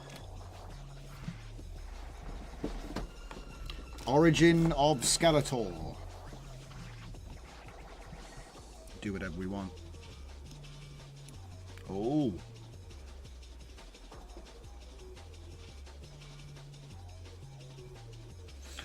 Throttle said CFG renorm vital for achieving accurate generation. System prompt is missing, which plays an important role in guiding the model. CFG trunk is not implemented. Acceleration without compromising quality. Interesting. See, I must admit, I'm sure we could get better quality than this, but at the moment, I'm happy with how it's coming out. I do like how it's coming out. It's kind of fresh. Kind of fresh. Kind of hard to decide as well, like which CFG I like best. At the moment, 4 is the best average, but I think that we get, it seems to be, it remains to be seen, but it seems higher CFGs might be a little bit more rich contrast, might be able to follow the text a bit better, but it's not like you can't get it, you know, you'd still get a, it's very subjective is what I'm saying. This, you know, this versus this, I mean, it's kind of subjective. This is what I asked for, and it's not that different. It's not. Ooh, that's crazy. That's so cool.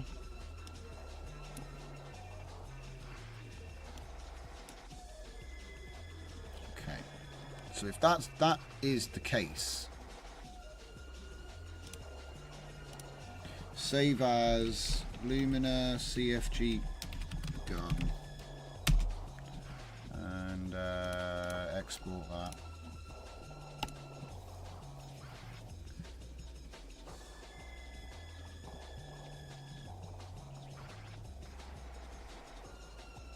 Yeah.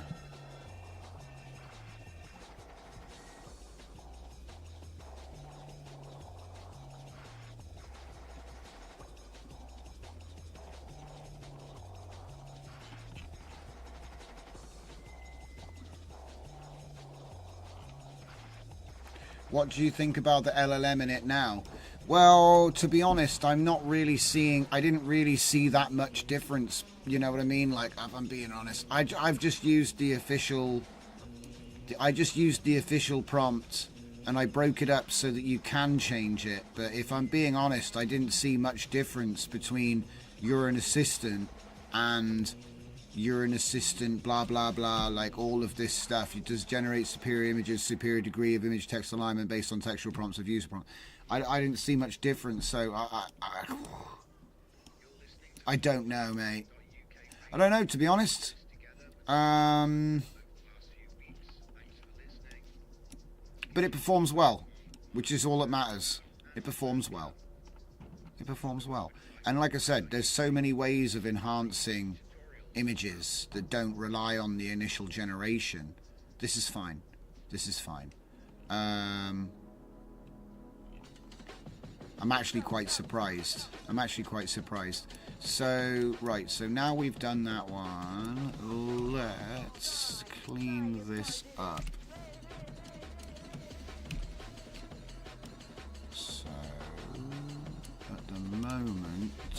it's kind of a mess. So let's just go up there with that one. We'll go here with this one. And I've got a little bit of an unconventional setup here as well. What with the whole model sampling flux. I mean, you could just like, you could swap it over, do you know what I mean, if you just bypass one or the other. But because people will get confused and try to run both, I'm just going to get rid of this one. I find I'm getting nicer results with this. But, you know, it's just a feeling. I don't know if I'm actually right about that. It's hard to prove. Feelings are hard to prove. There's one for the ages.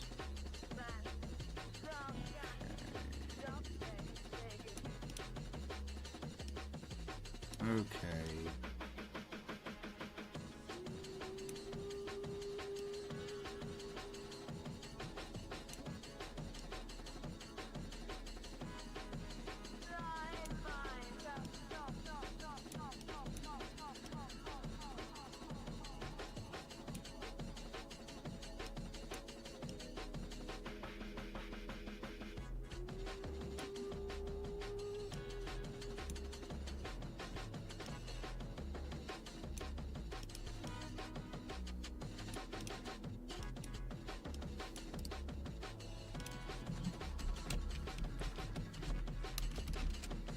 Steps.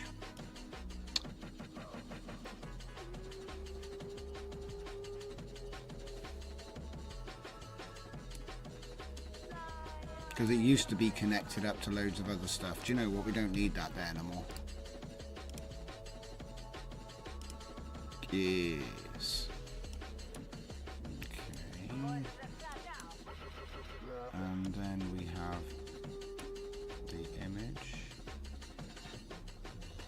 with the prompt underneath it, and this impressive, very impressive stack of like filtered prompting. Oh,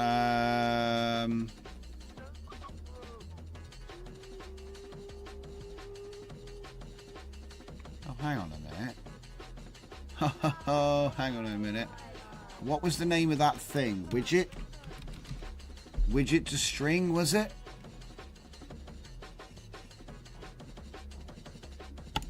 Widget to string. And then you say text. Oh, I can't believe I haven't been doing this. So then I say text file.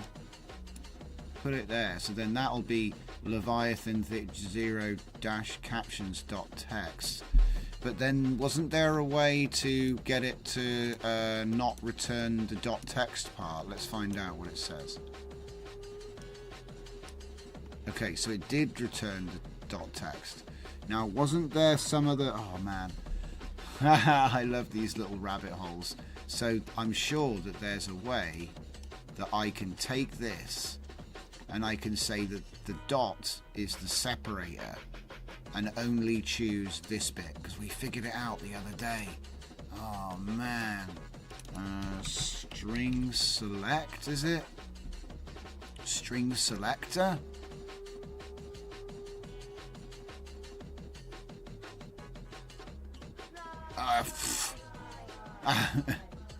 What was it called? String to number, no. Something to string. Any to string. Join string. Split string. So we have a text coming in, we have a delimiter, and then stuff comes out. Prompt replacer can replace the .text. Oh right, you mean prompt cleaner? Yeah, true actually. True, I didn't even think of that. Let's see if it works. It's like higgledy-piggledy. And it would be to remove .text. I wonder if it can do it. That'd be useful if it could. Wait for the next one to go and... Oh yeah, buddy. It's not bad, you know. And like I said, we're just sort of getting it all nice and clean. Ooh, it's doing a great job considering I didn't even train anything. It's basically remaking my images, but without the training. This is pretty cool.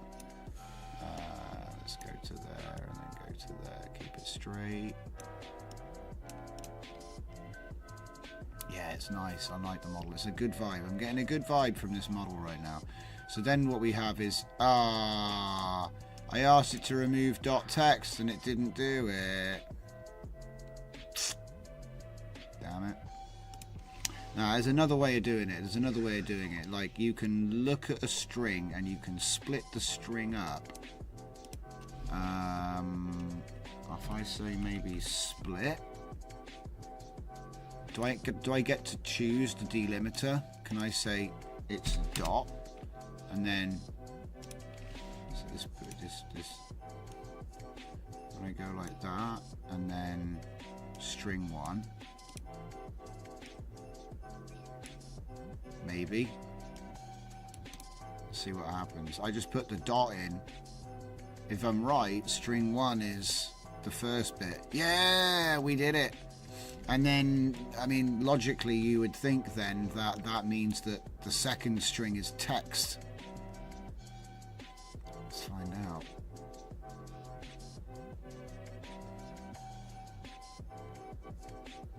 Yes, it is. So, you know, what that essentially what that means is, you see how we've got this primitive for the project name? Oh, we can't. But what we could do is we could drive the project file path generator with, there we go, and then I don't need one because it's driven by the prompt list name, right? That's what I was trying to do. I was trying to make it so that instead of having to pick a project file path, you could just, you know, have it generated by the name. Do you know what would be easier than all this? Just outputting here, name of current, you know what I mean? Having a new output. Have a new output on Zenkai prompt that just outputs the name of the, you know, the name of this. So then you don't have to, you can just drag it straight from here. Where would you drag it to? You drag it, yeah, you just, wait. Yeah, you just drag it straight from here into project path direct. And you wouldn't need to do all this nonsense. Because this one, you can pull any text from any widget as long as you type the name of the widget. Yeah, it looks like Zenkai Prompt V5 is on the menu, boys. All I need to do is send the name of the text file to a second output called, well, I'd probably just make it string, but, you know. But yeah, essentially so that you can do this. Because I've seen the same sort of thing on a LoRa model loaders where you can get the name and so then you can plug that into labeling systems, which is nice. Now, this is probably one of the crazier prompt gens I've done.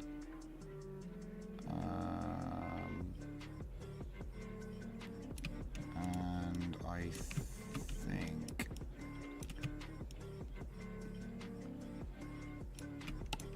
it works. I just wonder if, yeah, I think maybe we'll switch these over to text boxes from Durfu. Because, I mean, you could probably leave that one as a primitive.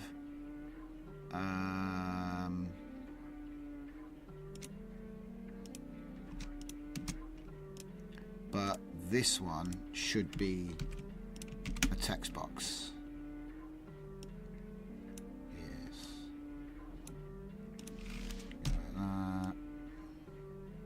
I'm impressed with the approach, though. It's like, it's quite brave to actually put this in with the rest of it, if that makes sense. I don't know.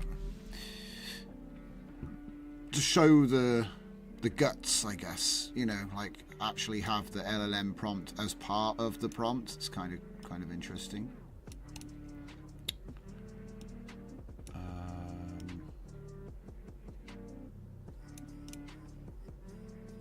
It's got a bunch of wild stuff in here and you're like, what's that for? Oh, it's just to set the name of the folder.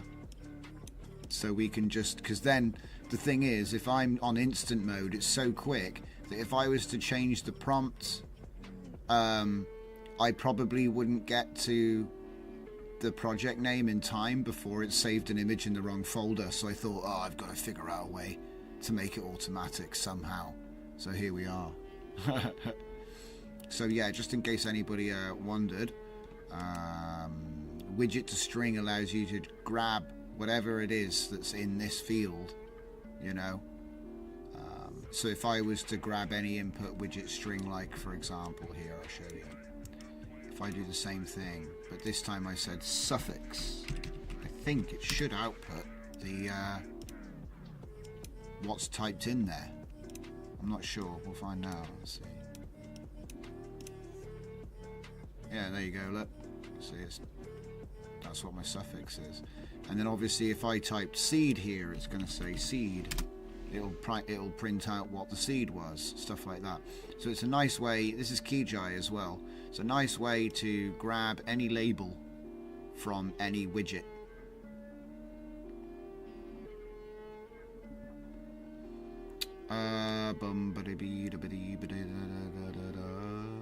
You can delete the show text. Yeah, I know. I just wanted, like, you know how it is. I like to try and show people what's going on. Because we don't need this, we don't need this. And yeah, you are correct, we don't need this. Which means we can shuffle this up a little bit. There's also any to string, right? I think so, but that's more of a conversion to string. Yes, but you're right, yes, there is.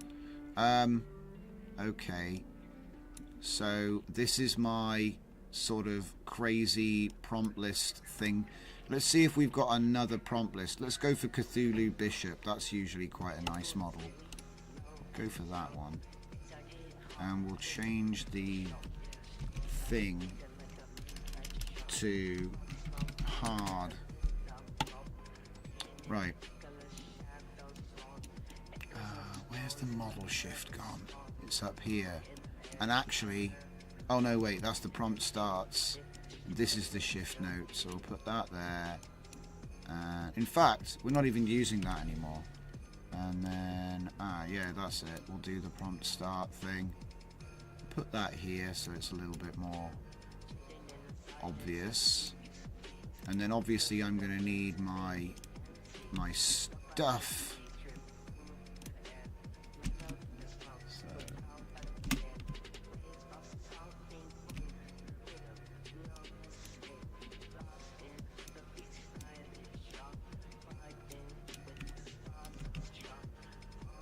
That, and I guess, oh yeah, that's how you edit it.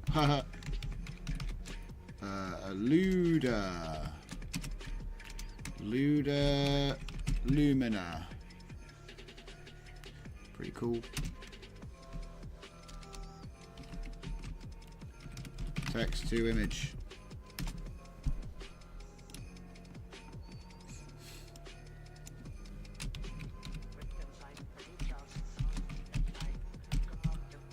Lumina T2I, and then this one is the one with the prompt list. Yeah, prompt list, call it V10. Whoa, what just happened? Get out of town. There we go. And I want to save it.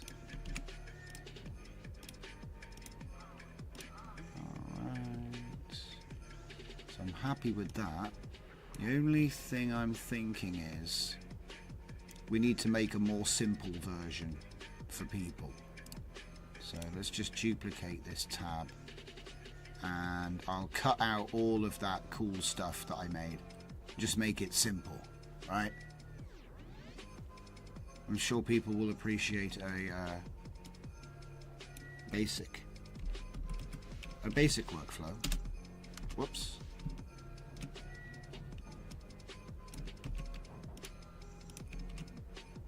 Do that, and Did it just change tabs on me? Yeah, it did. I hate it when it does that. So confusing. So anyway, yeah, we'll get rid of all this stuff and just put it back to normal, you know, normal.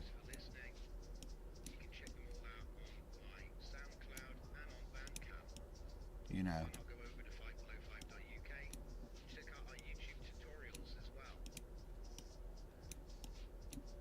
Just like normal. You know? Oh.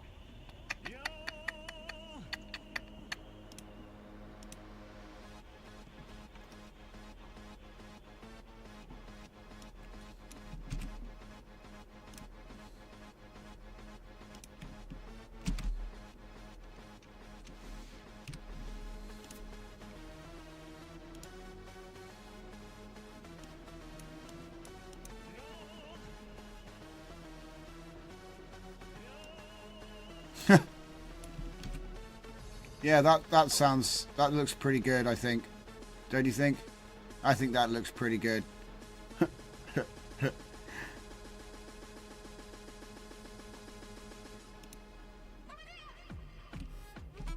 that there. Save that. Save the workflow. Get rid of that. Save the workflow again.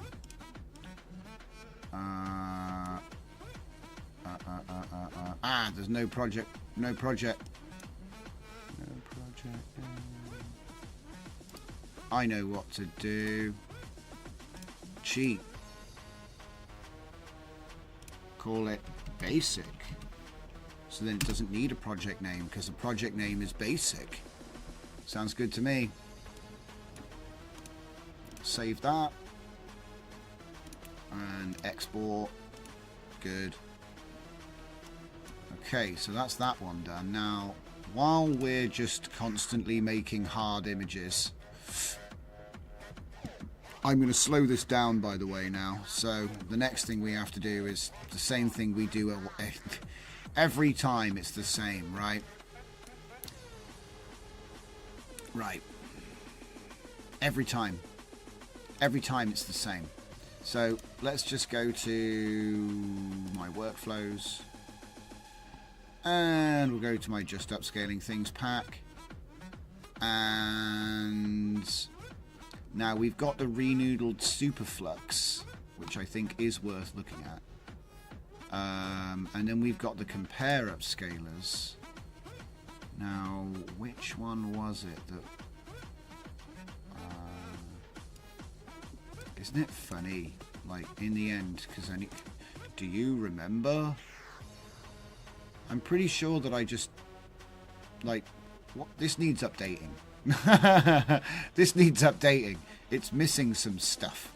But for now, what I'll do is I'll get my usual... the usual suspects. So, that would be from Photoflux. And let's see... Upscaler enhancer. Did I update this? Look, see. Boosted upscaler, simple lines, 35. So I did I did. This is for video though. Maybe. Let's download that. Get this one as well. I'm just sure that I've done. Anyway, it'll come back to me, I'm sure. It's like 2 weeks ago that was pulled in Paint. It gets to that point, doesn't it? But yeah, we'll get the original boosted upscaler as well, just in case it wants to do video, which I'm not really, you know, I'm not into that. And so yeah, what we're going to do is, you guessed it, we're going to do the first one is this is the stuff we've been messing with we've been messing with this stuff for, it feels like, the last couple of weeks, and now we get to sort of like reap the benefit a little bit. So obviously we're going to have a baseline, so we're going to do upscale image by, I'm just going to say 2, okay, and we're going to have a beautiful little reroute here, so we don't have to keep on dragging it from up there. Go for a preview on that one at first, okay. So this is just going to be your basic. And then we're going to do an upscale with model. Okay. Put that one in there. Put that one to another preview. Okay, and the upscale model is going to be... I think we'll put the upscaler model here because we're going to probably, you know, do a lot of messing around with that. We'll leave it on DJPEG for now. Okay, and then the next one is my interleaved upscaler V. So there's that one, and then there's that one. Now, which one do I want? So that one has a model, that one doesn't. So we need both of them. Image, interleaved. No, not that one. The other one. God damn it. Yeah, V2. There we go. Cool. So hook that up. Hook that up. Whoops. Hook that up. Then get the same model. Hook. Whoa. Hook that up. And then we want a preview, and we want a preview. Okay, let's have a look at this. That's a normal upscale, just like dummy upscale. This one would be with the DJPEG. That's come out really nice, actually. And then we haven't got any other results yet.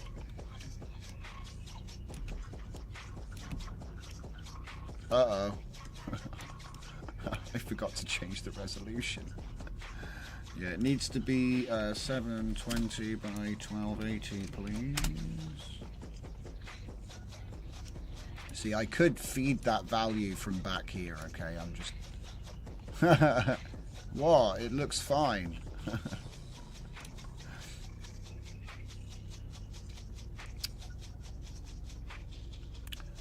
And we need to put the scale factor up to 2. And as a matter of fact, no, that's times 1, so that's not actually going up at all. That's not going up at all. So upscale by 0. Looks good though.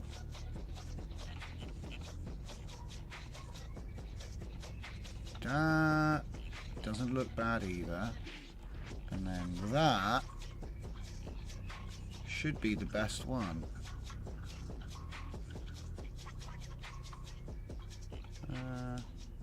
Oh, it's times 1. Okay, it's times 1. Alright, well, let's give it something more realistic then, because it's not really being very... we'll go with sharp dat and change everything to 4x.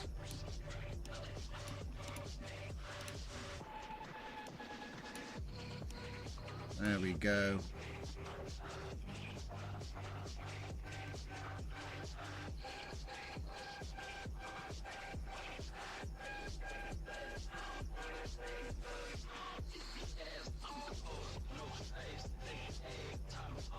What's it doing?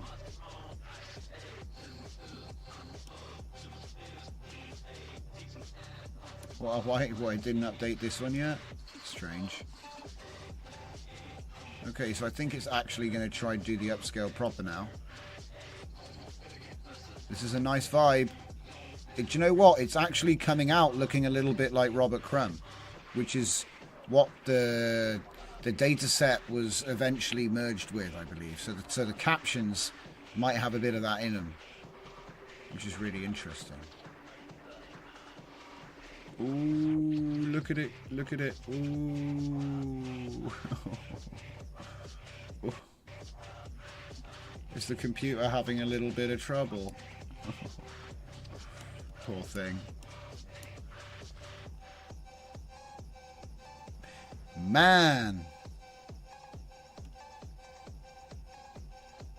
Interesting discussion you guys are all talking about at the moment. And it is the case that often they'll let you have free access for a limited time. So if you see something like that for Gemini or OpenAI, jump on it and jump on it. Take advantage. There's no hard sign. What happened to the hard sign? Oh well. That's what happens, I'm afraid. Ooh, this one is also having a bit of fun. Probably should have put my tile size up. Usually that's what it is. The tile size is too small. And when you think about it, if you're starting off at 1000 by 1024 by 1024, you're going to times it by 4. Yeah. You end up with a lot of little jobs. So I'd say go 768 or even 1024.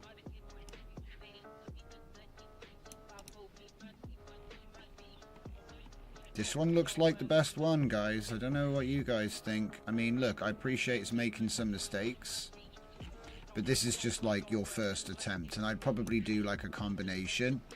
So what I mean by that is this. Let's go for the this one. So I'll go in here like this, and then we'll do that.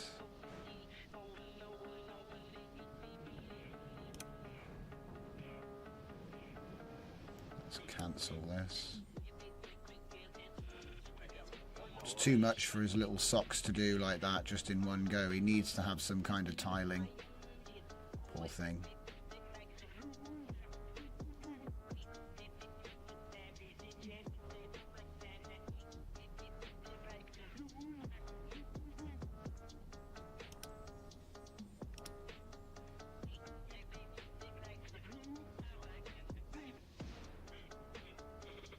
Okay, so that should be the fastest one.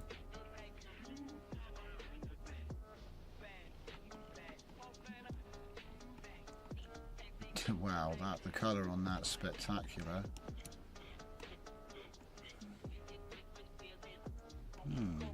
Interesting. The cheap boy. We're going to get rid of him now because it's just a control, and you know, it is what it is. It's just more pixelated than the rest of them. Okay, so what we've done is we've done a ×1 with the DJPEG, and then we're going to do a ×4 with the face interleaved. And then what I want to do is I want to do a compare. Where's the three RG3 compare? There it is.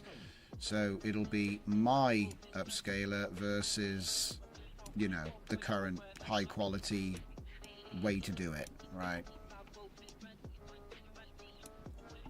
Which is essentially, you know, DJPEG followed by face up sharp dat. So 1x, then 4x. And we were doing this with video as well, by the way, so just doing it with one image is not a big deal. I still think that maybe we could even increase the tile size again, but... Okay, so we've got our image 1. A fat Cthulhu bishop. And then in a minute I should have like a swipe left, swipe right interface. We'll zoom right in on it.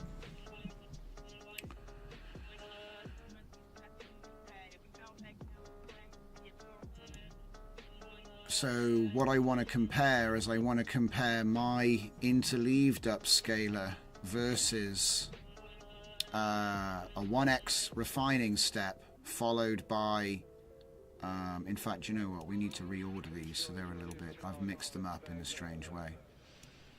So it'll make more sense when you have it like that. Okay, so for some reason I had like just laid it out in a funny way. So yeah, you've got your standard interleaved upscaler, which is like my fastest way to upscale stuff.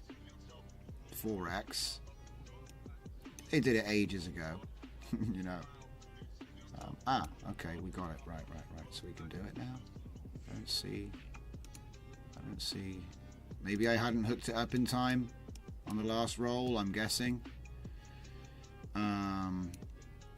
But yeah, so we do a refiner step with DJPEG Omni SR, which is a 1x, so a refiner upscale model. And then we do a 4x with face up sharp dat. And obviously you've got like a whole host of different models you can pick for this process. You know, I'm not saying these ones are the best. You can pick your own favorite formula, but these are the ones I tend to lean on a lot. I got a couple more. If you want to see my list, you can grab them all. They're all public. I got no secrets. So let's have a look. Whoa. Okay, it looks like the resolution changed. It's weird. But that's okay. Wait a minute. Wait a minute. Wait a minute. Wait a minute. Wait a minute. Which one's which? Wait a minute. Hang on. How do I... The first one that we see should be my speedy one. So that's... Is it...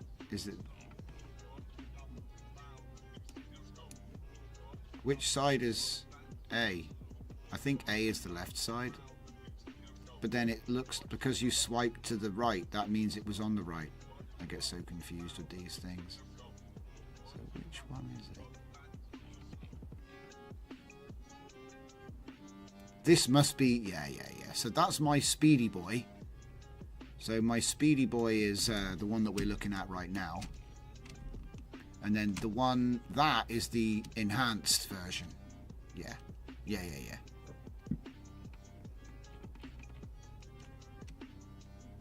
So it much sharper.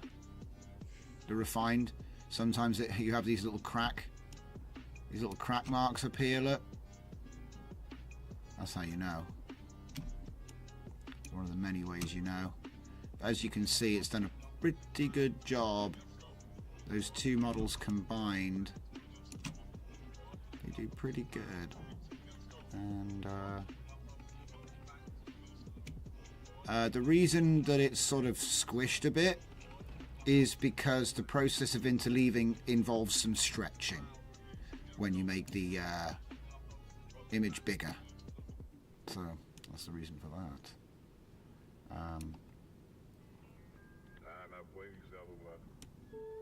Okay.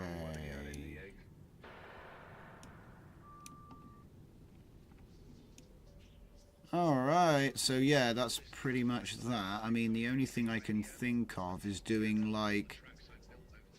I mean, what it essentially has proven is that this process is good, but this is faster. This one is faster than this one. So what we'll do is we'll put that there, put a reroute there, and I'm going to use this one, but you could just as easily hook up that one. I'll mute that one for now, and just get rid of that now, I don't need it. Okay, then see, I like my version because it's a little bit softer and it's obviously a hell of a lot faster. We're talking like a couple of seconds versus maybe a minute. So it's hugely faster to do it the other way. So yeah, now what I want to do is I want to get a color match, because often what happens is we lose the original image through all of the upscaling. So image reference, image target, and then we go image preview. Hopefully I didn't get that the wrong way around. Put that there. Now what else could we do from here? We could obviously do color grading. We all know what that is. LUT. Okay.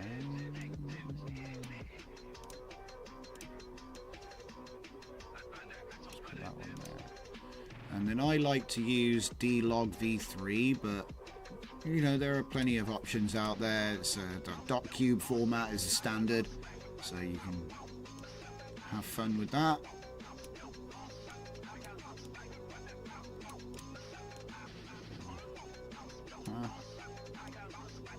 Oh yeah, and don't forget to turn your LUT strength down. I use like 0.3 or 0.2.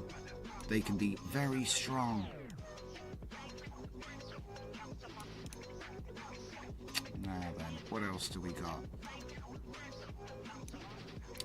What else does we get? So this one's got the prompt stuff on it still. Cool. Let's go to a different prompt list because I feel like we've made enough of these.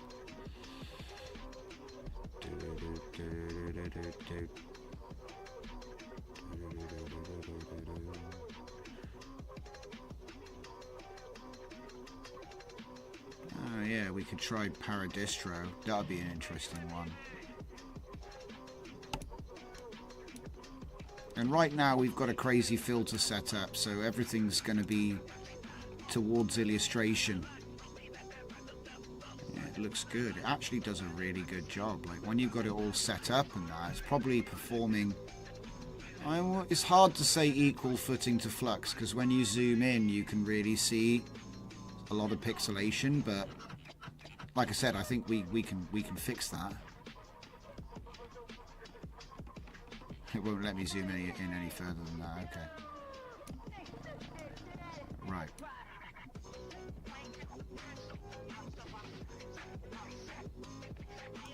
Yeah, we don't need that preview no more.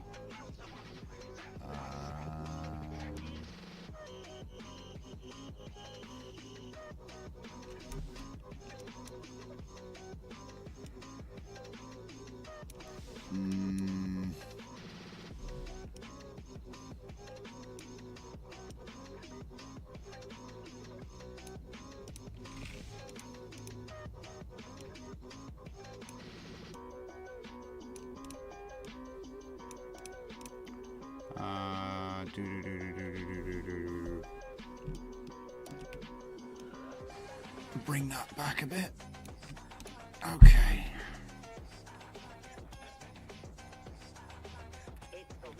So that's more you can do. So then you've got upscaling with color correction and lookup tables.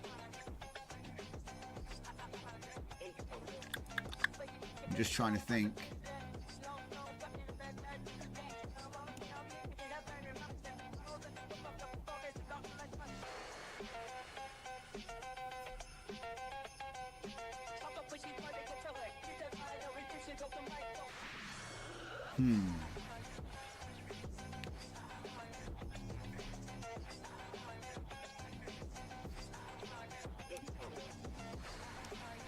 Oh, I know how I could make this a bit more clear.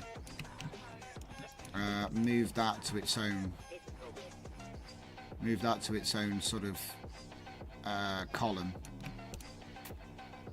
and then this could have its own preview as well, and it kind of flows a bit better. Yes. Bring this down as well to there.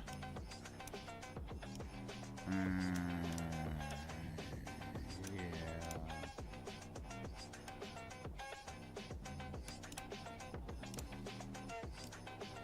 Trying to make it easier to look at, Easy on les eyeballs. I think I want to do it like that, yeah. Yep. Okay, and so that means that actually this one goes here or higher, and that goes underneath it. So you've got like the option of connecting it up here and making it super fast, basically, is what I'm trying to drive at. Do that, maybe it's obvious. I don't know. I don't know if it's obvious. I don't know. Wow, it's creating cool stuff. I don't think it's making people anymore, so I'm going to swap the thing around. Hopefully I don't break everything by doing this. Where's my aspect ratio? 16 by 16 and 9. Now, is there something else? Yeah, the upscalers are all... Don't they? No, that was the one I deleted. So it's this one. Right. So, actually, we should make this driven. We should make it drive that. Well, that's fine. I'll just do it myself. Because, like I said, you could have it so that the height and width are actually driving that value up there. And then it will automatically be the right way round if you change the aspect ratio. Wait, what? How did you get this? Where did this come from? I mean, this is what the prompts are. This is what the prompts are, but where is it here? I'm confused. It's almost like sometimes you don't get a preview.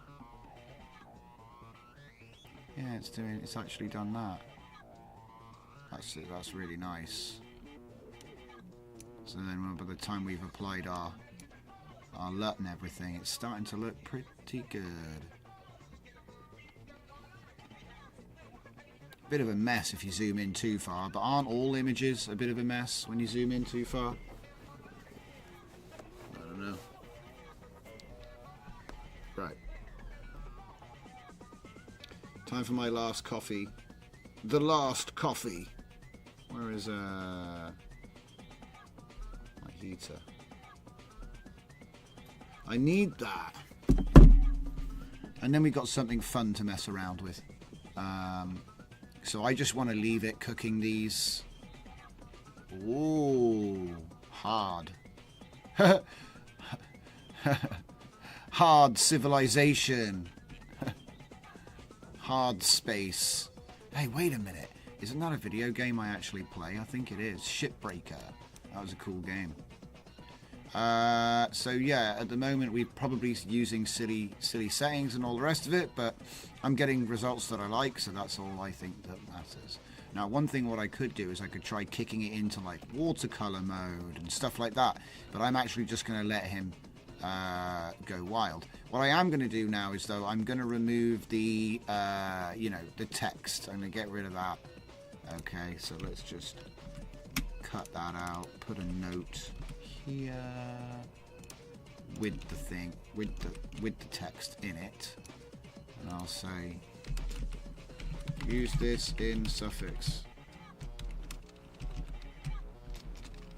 for signs, etc.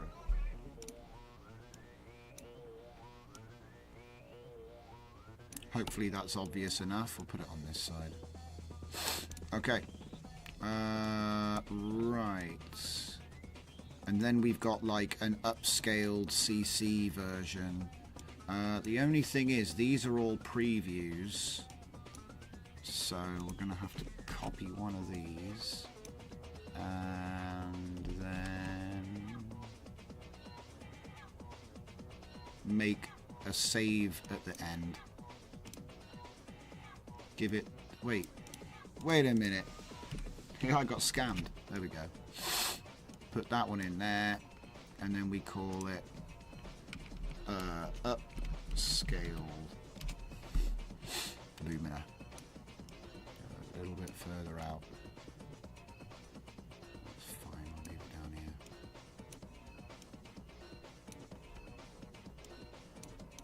here. Okay, so then we've got ourselves a nice little workflow. It's trying to make megastructure stuff for me, by the way, which is hard. So just let him carry on. Now that looks nice. This looks mega structure-y. Just a great big thing. That's what you want. So we're going to let him cook, and we'll just change this one to advanced upscale. Now, yeah, let's just call it that. Now, obviously, you could just do whatever upscale you want at the back here, but I just wanted to make sure that we included one of these with the pack. Like that. Save as this. Export as this. Now, there's a great big thing that we haven't tried here, and that is the VAE encode, and we're probably, yeah, we won't need to tile it, so let's get our man Titus. There he is. Put him in. We should probably do an image gate, so image size adjuster V2 probably is good enough for this, and a resize node, resize, we adjusted into width, adjusted into height, and then instead of using empty image and aspect ratio, We'll use this instead. So that will go there now. Okay. This will go here. Alright, we just put this one on fill crop. Multiples of 32. This is going to go right there where the other one went. Well, we can leave it here now, actually. It doesn't matter. Put that there. SDXL. This is going to, you know, find the best for whatever size that was to 1024. It's like, this is like, this is aspect ratio for image to image. I made it exactly for that, and this is how you set it up. So what we're going to do is we're going to see how good it is at that. So if I put this as 0.5, we should get a mix between this and whatever we're prompting, which at the moment is unholy ordained cult leader of secret run. Yeah, so it's the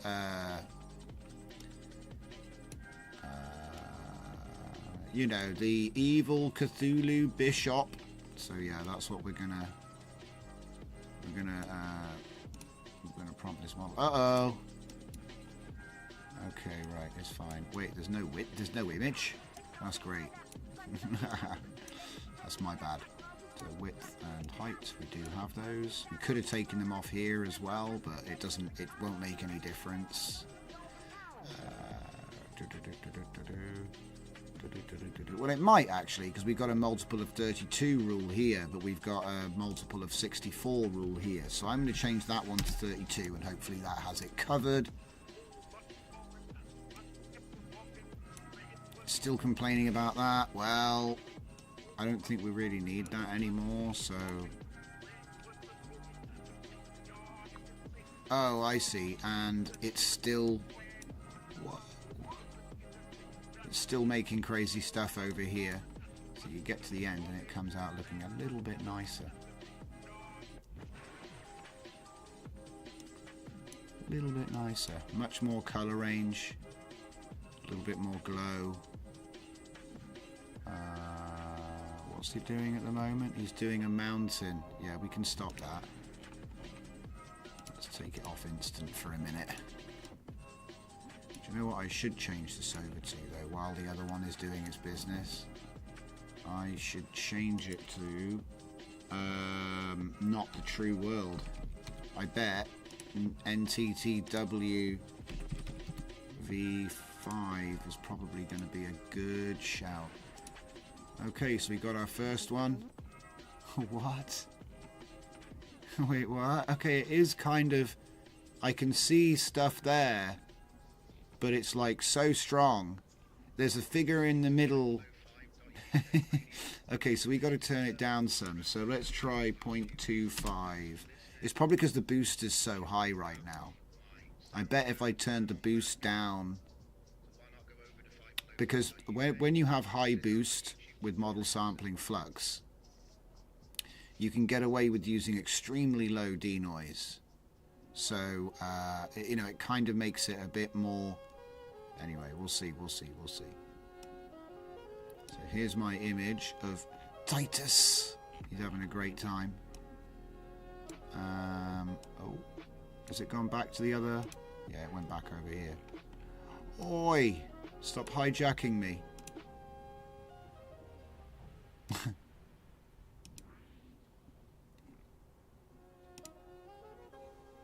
What are we doing? Give him a minute, guys. He's got to get his stuff together.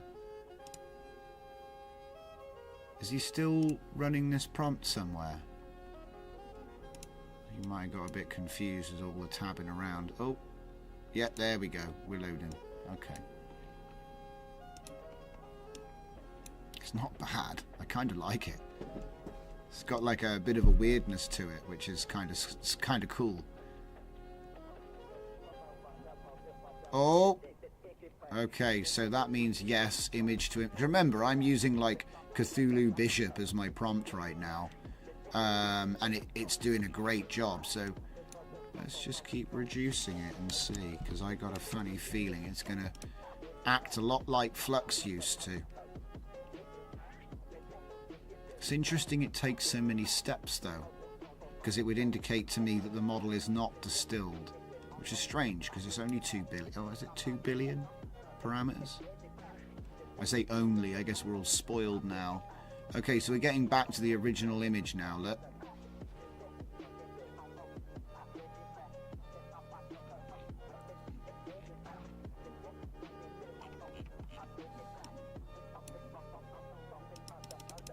Let's go down to 0.05, which is actually my favorite upscaling amount when you're using a Flux tile-based Flux Schnell with tiles and upscale. No upscale model, just Flux. Low denoise, high boost. Interesting.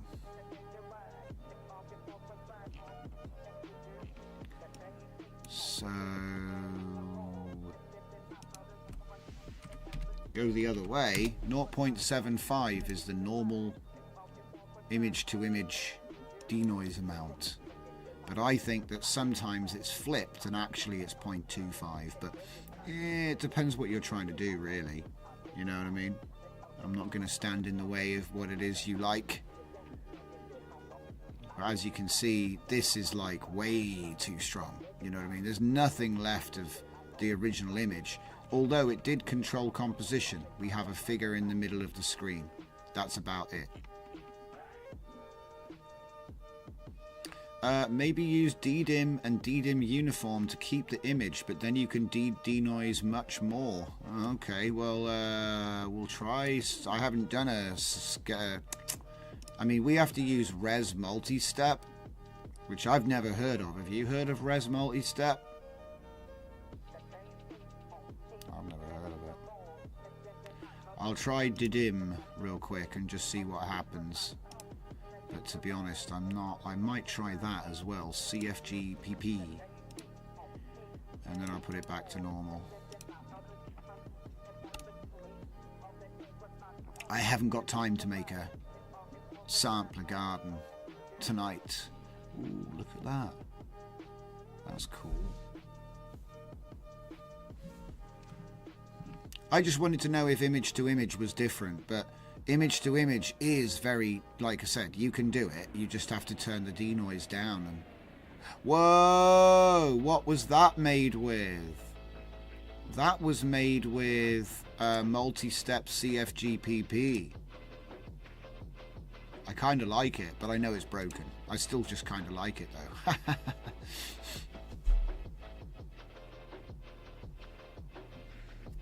But the thing is, right,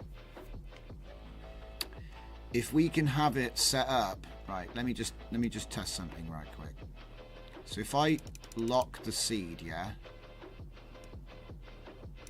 Oh wow. Oh wow, that's cool. I thought I deleted that instruction. Is it back? Yeah, it's back. It's back in that one. Okay, it's fine. What was I thinking of before I got distracted? Fix the seed. Oh yeah, that's right. So we have excuse me, we have image which is going in, blah blah blah. It's not really affecting it much. So here's my thing. Excuse me. Generate. Well, let's try my Kandinsky first, maybe. Oh, I can't even find it. Dinsky. Yeah, Dinsky plus.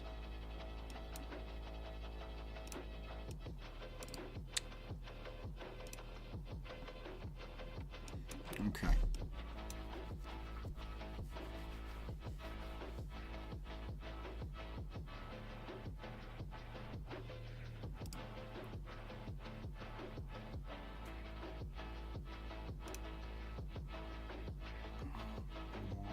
It's set up in a weird way for some reason.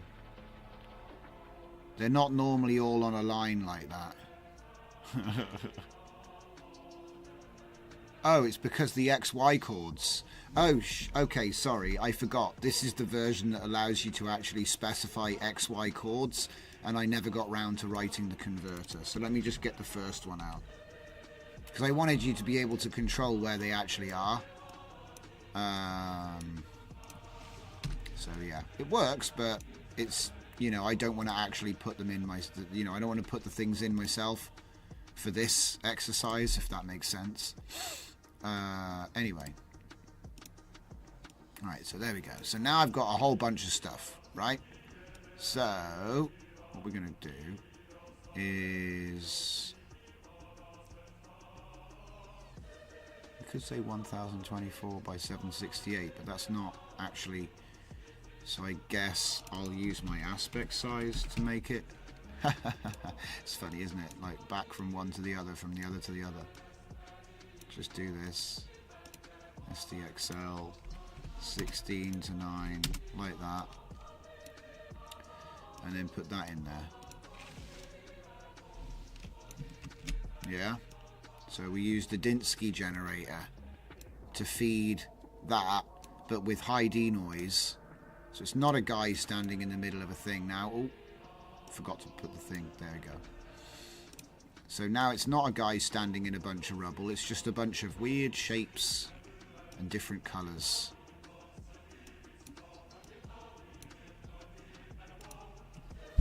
But remember, it's up high, isn't it? Right? So there should only be like compositional influence, if anything. We'll see what it does. Oh, there was way more than compositional influence on it. That's crazy. Look at what it's done. That's crazy. Right, I'm going to keep on pumping up the denoise and see what else it'll do now. Right, change the seed. Here we go. That was actually way better than I thought. Super creative. Yeah, normally what you get is things are just ordered around in different ways, but nope. Nope. Oh, hell yeah, dude. Oh, right, hang on. Let me just see. Let's change the color palette to cool and see if we can get the color palette too. I wonder if it'll nail the color palette. Look at this Cthulhu's with their in top hats. Love it.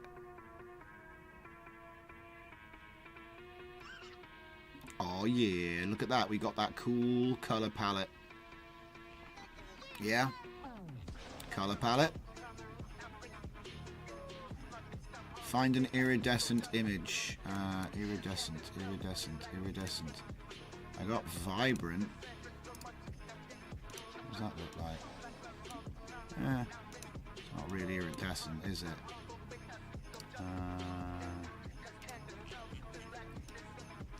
Well, let's see what it makes of it. I like this though, like spooky Cthulhu.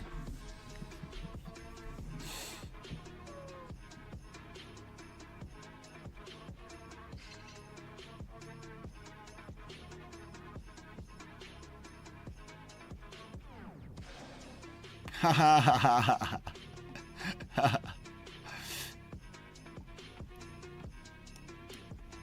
Right, and remember, this isn't the only one, right?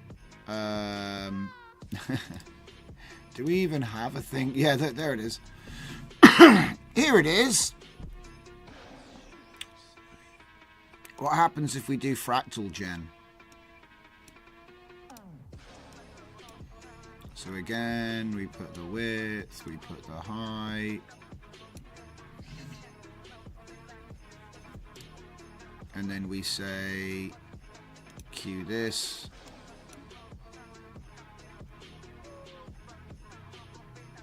Okay, so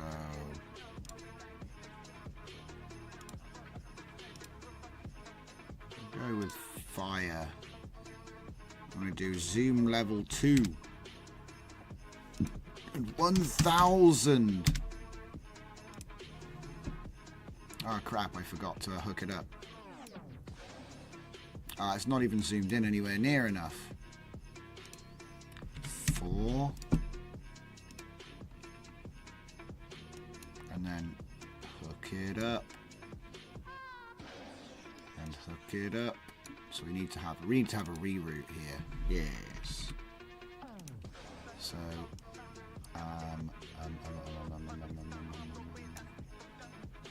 go from whatever it is that we're using into both of those. Yeah.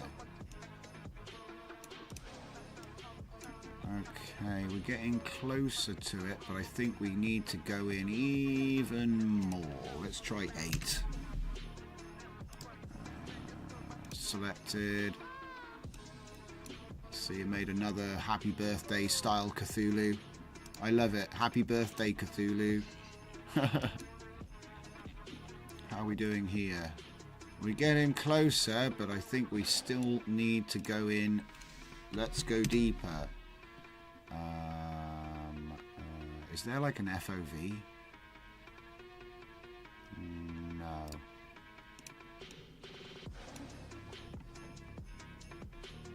Oh, this is getting actually harder to zoom in on. We're just zooming in for infinity here.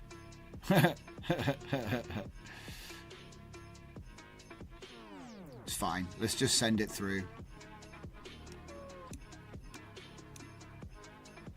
I bet it's going to ignore all the cool fractal stuff, but that's fine.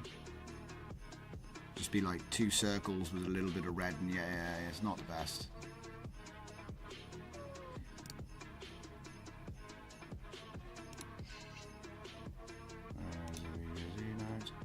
We've got triangles plus generator. Ooh, actually, yeah, because look, there's a little bit of red and a little bit of red. It actually ended up making a cool image. I didn't expect it to do that. Okay, so then we got the triangles generator. Go like that. Plug in my width and my height. Yep. And let's just see what we got to work with down here. It's making, let's see, you want to make large, medium, go again. Kandinsky, dense. This looks good to me. There you go. So we get some random triangles. Let's turn that off. It's going to be it's quite slow. I do like that though. That came out super cool.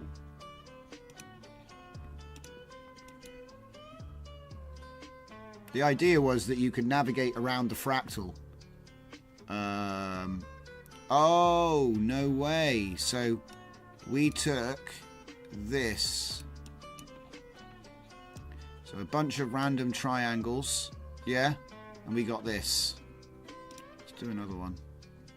Now we get a bunch of random triangles on black. What are we going to get next? And like I said, I come up with all these stupid ideas for use with Flux, but, you know, it'll work with any model, really. Or, you know, obviously you've got to play around with it. Look at this weird sort of silhouette tentacle people.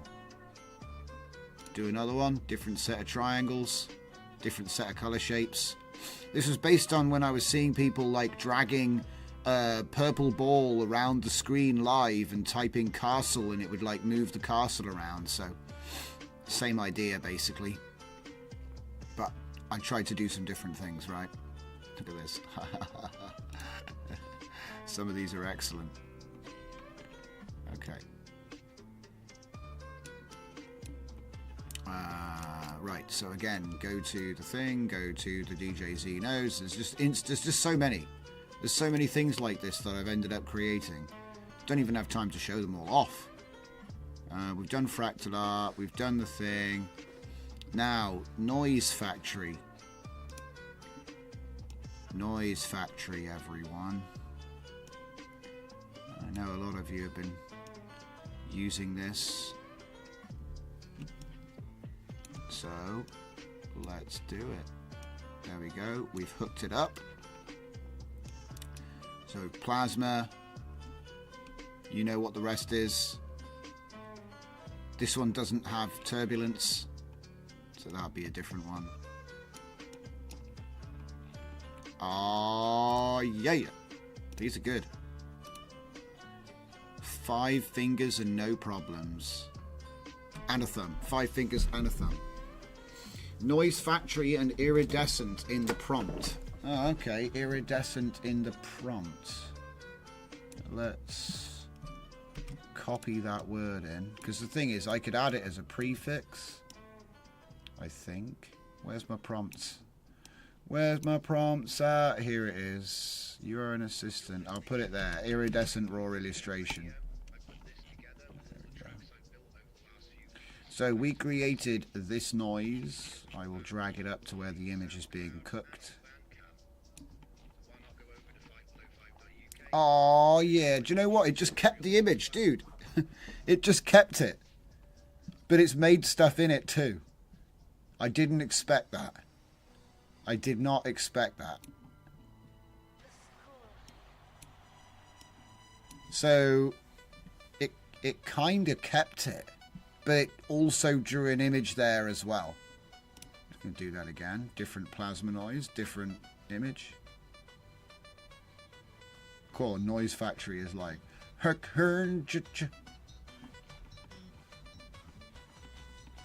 You is slow, Noise Factory. Let's have a look at Noise Factory V2.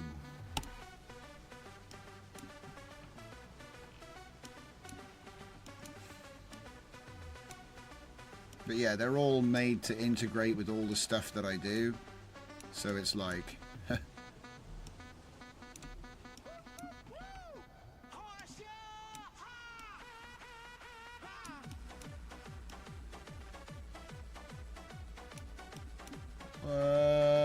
no, that's just overpowered, whatever the hell I was doing.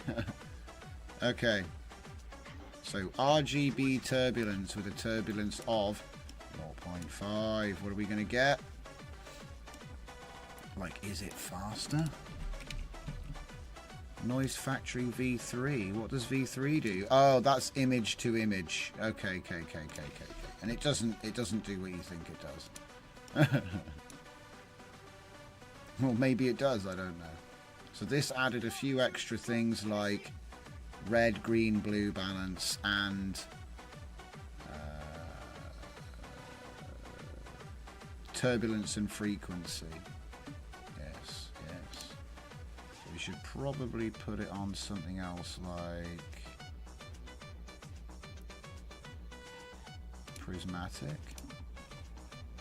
I need to turn that off as well. Okay. Yeah, bypass the ones you're not using. Yeah, I've just realised that. As I'm adding all these cool things.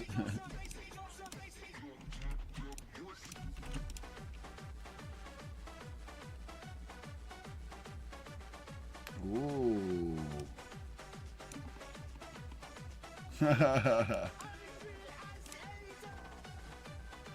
Whoa. We're on a different preset now.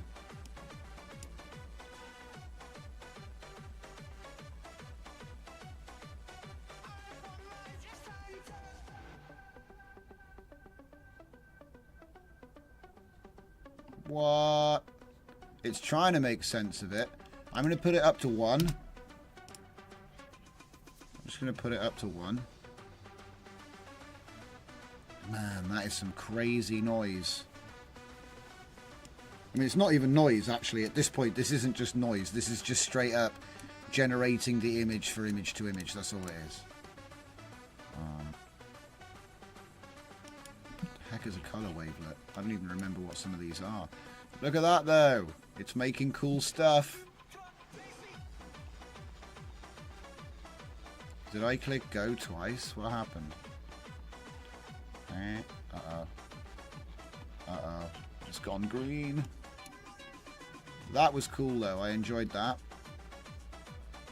Whoa. What just happened?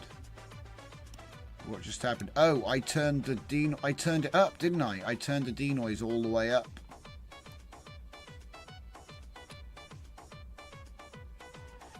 Okay.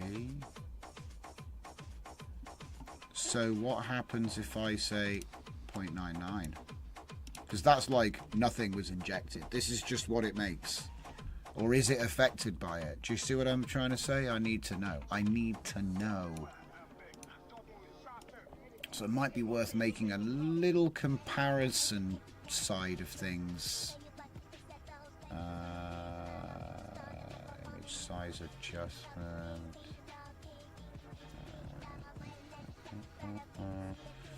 I think I know how to do it. So what we'll do is we'll make an empty latent and have it driven by the same sizes. So then we can compare. And then we just need to have the seeds be the same. What the heck? I didn't want to do that. I wanted to connect the seeds. There we go. I can get rid of that one. Get rid of that one. Right. And so then we've got like a way to compare what it would have looked like at 1.0 on text to image with a image latent of the same size, same seed.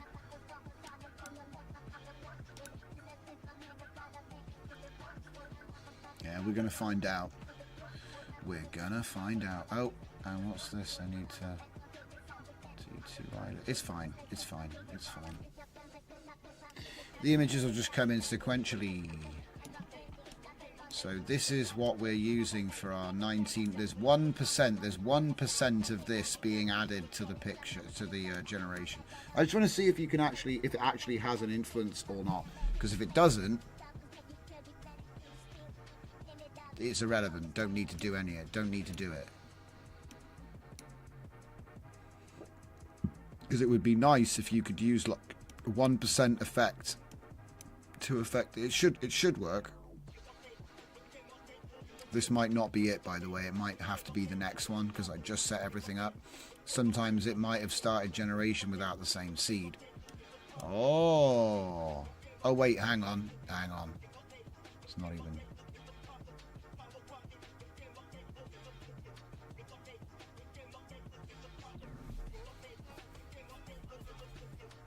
Okay, they were the same seed at least. So, what difference, if any? I think they're the same. They look the same. I mean, there's only one way to find out. And we all know what that is. Basically, it's the difference checker. I mean, that's not what I would have done. Enhance difference.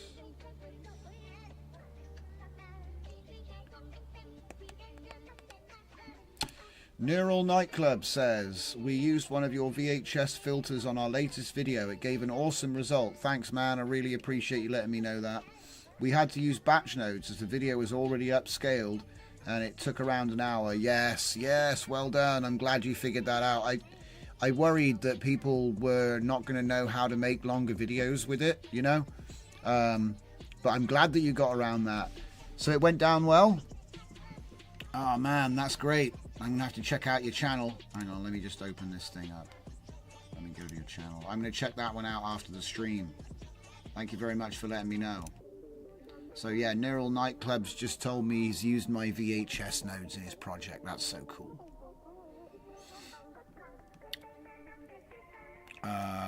Right, so what we're going to do is we're going to do the comparison. And thanks for stopping by, Neural, and welcome to the stream. So yeah, I think what we're going to do is we're just comparing. I just want to see, you know, what this is doing. Let's give it a couple more percents to play with, shall we? And see how we get on.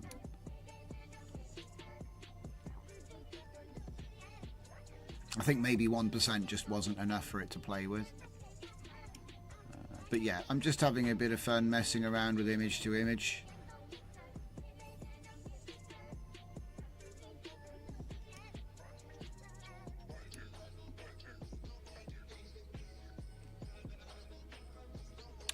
Are we ready? Are we ready?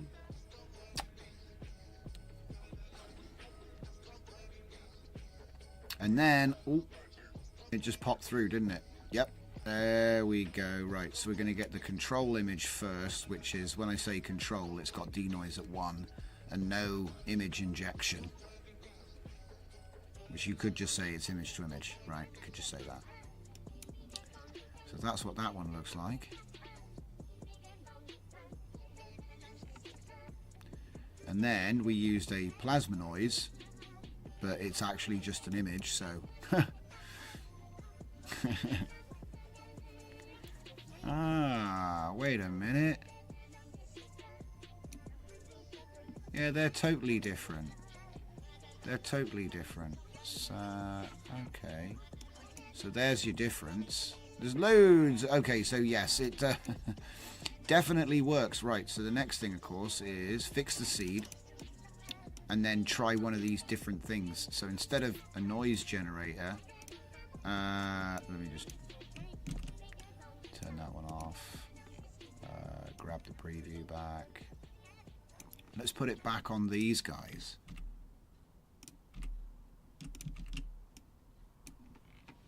And just run with that. Should make it a bit more obvious.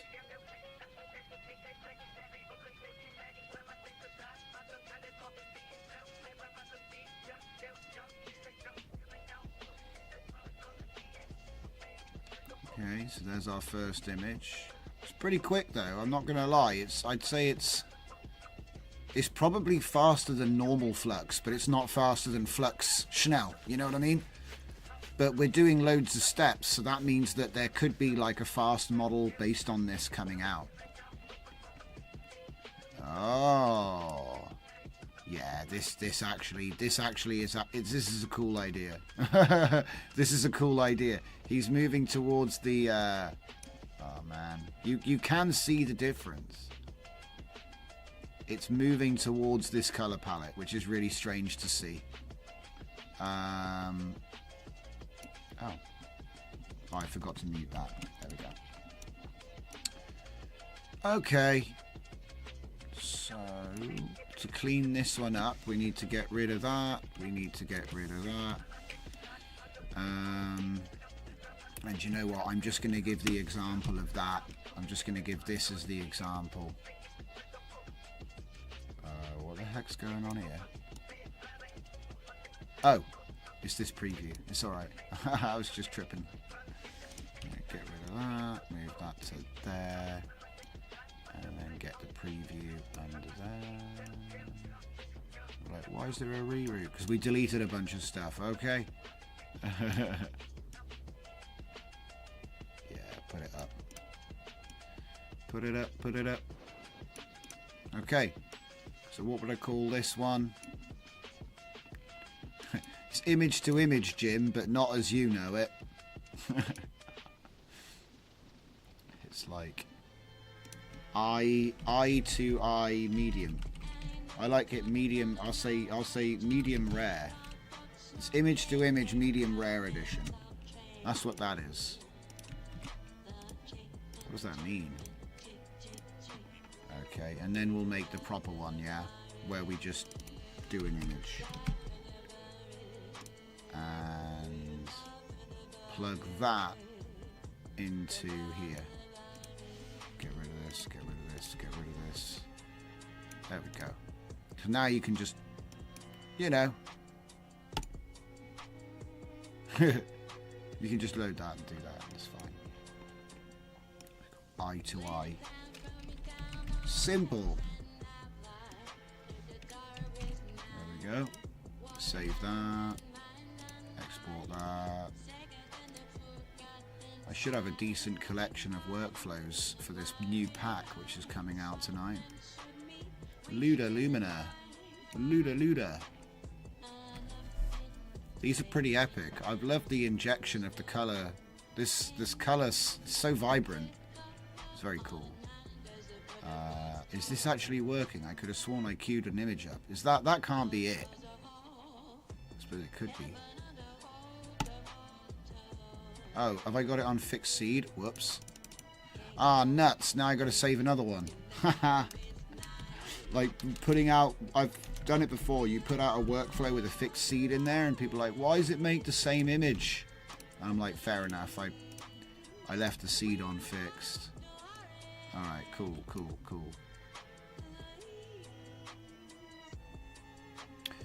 And I didn't change it. God damn it. That should say image to image. God damn it. The other one, I'll get away with it, because it was like a weird variation trick. So it looks like we're up to 15 already. Look at that. Nightmare. Okay, good. So we've got image to image, text to image, a bunch of prompt list stuff, a bunch of image injection weird stuff, and also upscaling, which also had... So yeah, I think we've pretty much covered this. We might come back to this at some other point, okay? Because I know there's always more to do, right? There's always more to do. But I want to spend some time on something else before we finish out tonight. So, it's time to switch gears. Time to switch gears. Fernicar asks, will Tulu 3 be capable of telling deliberate lies? Until now, all the LLM I tried to lie always apologise. Yes. Yes, they're very honest little, good little, you know what I mean? They're not mischievous yet. But don't worry, there's plenty of time. There's plenty of time for mischievous AI to emerge. So I'm not in a rush. But yeah, I agree with you. It's a little bit like jokes for a longest time. It just didn't really understand the concept. It gets better all the time, though. So. Crazy. It's making crazy stuff. See, what I'd probably do is take these into something else and do more with it. Right? But anyway. That's enough of that. We are still going to be in Comfy Land, but I want to try something else. So here it goes. So far I've got the models JSON and I've got the actual,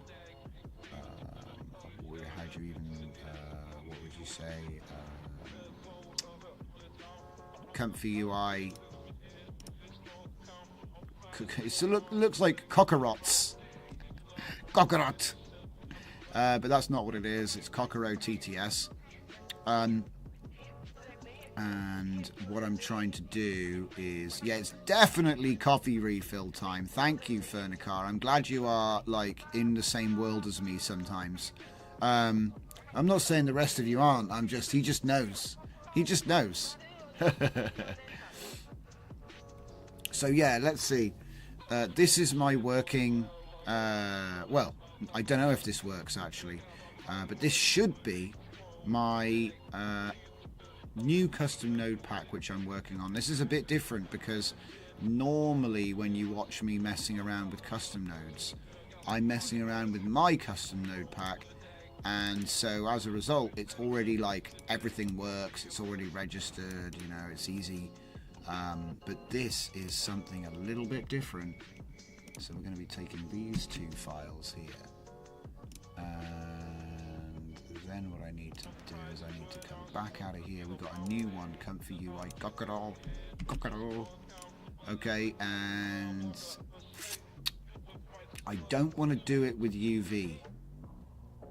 That's the one thing I have decided. I don't want to do it with UV. So what I am going to do is I'm going to use my... You know, the one I always use. The same thing I use every time. Install portable.bat. You just can't, literally, it's got, this thing's come in clutch for me so many times. So, what we've got is we've got a requirements, but the requirements is inaccurate. This is not the one. I tried and failed at using the official Spanish. Oh, that's a shame. Maybe there's something wrong with my app. If it was my app that you used, I mean. Now, I know I need... See... right, if I go to my... Bubbity-biddly-boop. Where? My GitHub. go to my GitHub, not the workflows. We've already looked at workflows. So if I go to repositories, your app didn't have them yet. Ah, so some of them are missing. It's got missing voices. We'll have to add them if they're missing. I did try, but I wanted to make the AI do all the work, so he might have missed some. I thought I checked him, but it's possible. It's possible. If I go Kokoro, no, not Kokoro, just like saying it, mate. Oh no, it is. I gotta go to this one. Right. It doesn't actually have a requirements.txt because this uses UV. All right. But if you look in the install bat, it shows the UV commands. So first we do pip install Kokoro ONNX, which is strange because then we immediately make a UV and then install all of this with the thing. So that makes me think that we just need to add Kokoro ONNX. Yeah, we just need to add. I don't know about sound file because ComfyUI already has that stuff built in, but I've just got to keep in mind about that. But yeah, if I open up this and just add Kokoro ONNX like that. Actually, we don't need any of this stuff either. We just need Kokoro. That's all we actually need for this. Yes. Alright, so then let's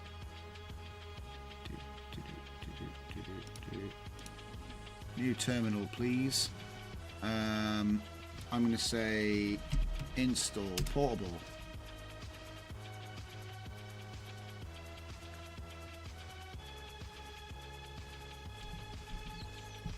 Right, while he's doing that, I bet it's going to be finished in like no time. Open up this, and then I need to erase everything except for like the last line.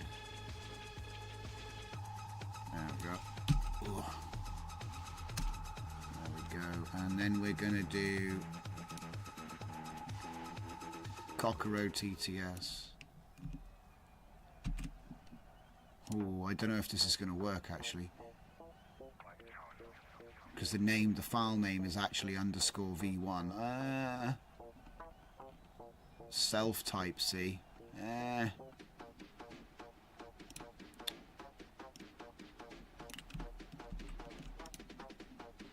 Let's check what he says he is.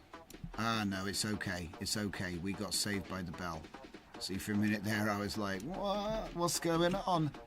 Doesn't make no sense. Look, he's got. Oh, that is weird. That is weird. I've never seen that happen. So, this is the first node that we've made with GPT-4.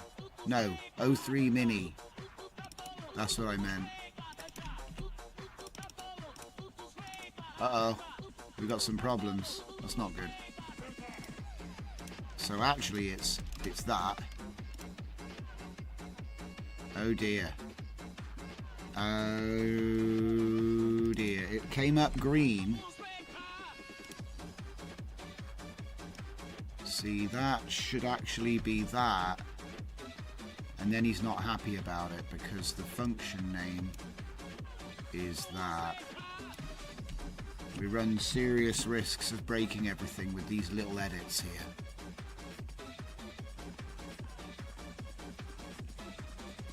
I think I got away with it. I think I got away with it. Uh-oh, we got a problem here, though. What's the problem with here? From...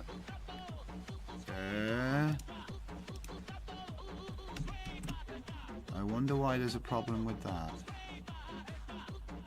From... I'm sure that's exactly what I've typed.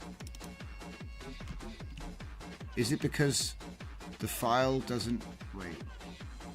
It's because the file doesn't have an uppercase K?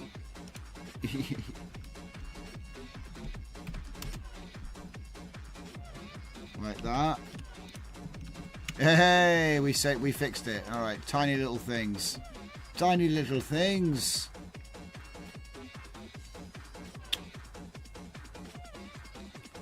Custom nodes has several Kokoro implementations. That's cool. I think it'd be a fun project for me. So what did it actually mess up though? All of this stuff requires NumPy to be under 2, but you have 2.02. Interesting. And then maybe this is why they do it with UV, because it will get past all of this stuff. It has installed what I asked it to install though. Okay. Alright. So we've got the init.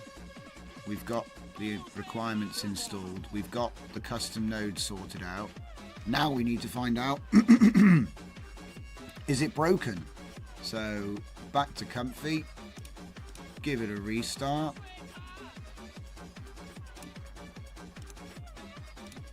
And while it's restarting, let's put the pack together for Luminar. Okay, there we go. We've got a bunch of, there we go, advanced upscale. Look at that. Eye to eye symbols, we don't need those. There we go. So four. Oh wait, there's also CFG Garden. So there we go. Copy those.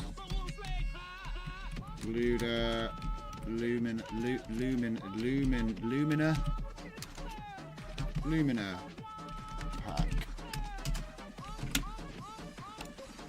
Okay. And we will compress that to a zip file. Call it V1. And next thing is, where's my workflows? There's my workflows.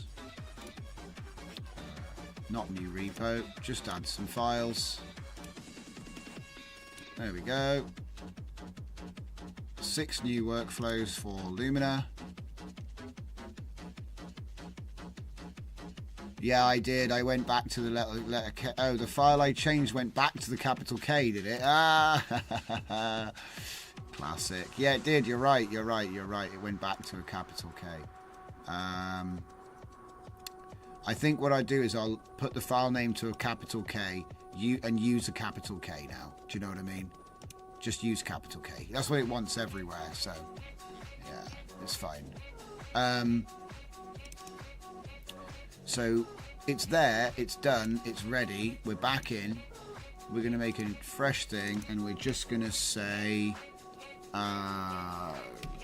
Coco. Right, okay, so it's missing all the voices. That's the first thing I've noticed. It's missing everything. That's totally broken. Next, preview audio. Right, so this ain't going to work. It's going to error. Synthesizing AF Nicole at speed 1. Okay. Hello world. Hello world. Oh, dude, it worked. Ha! Ah, it worked. Okay. So now we just need to fix the voices, because the voices list is screwed up. Let's just have a look at that, shall we? Let's get this out of the way. Right. So for some reason we've got AF Nicole, AF Mark, ASU. That's like... And how does it... Hang on a minute.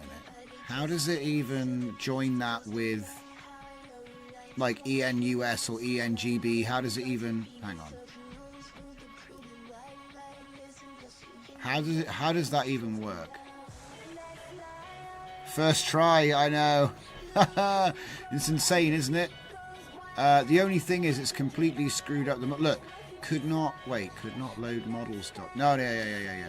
So the other thing, of course, was this is the first node I've made, which does something a little bit differently than usual. So you've got something called a models.json, and reopen file.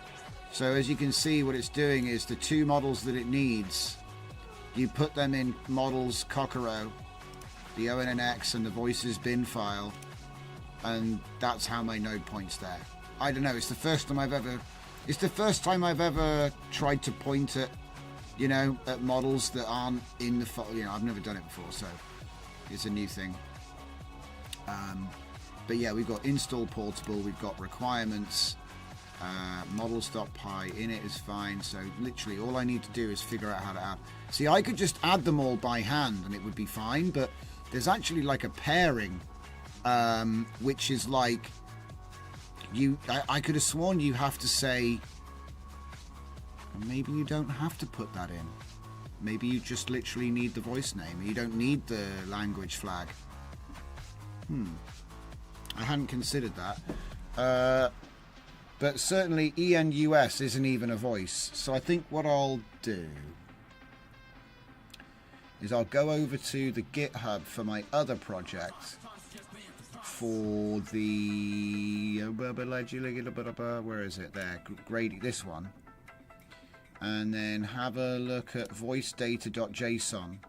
So I have a file, voicedata.json. It has everything in it. And you're supposed to say the voice name and the language code. But to be honest, if all you need is this... I got an idea. I got an idea. So we're going to make a new file and we're going to call it voices.json, and we're going to paste them in there because it is all of them. I confirmed it is all of them. This is correct, right? So language code is something which I thought we need, but maybe we don't. So what we'll do is we'll back this up because it does work, right? And it's only really that script that I really need to back up. But you know what? We'll do the lot. It's not going to hurt.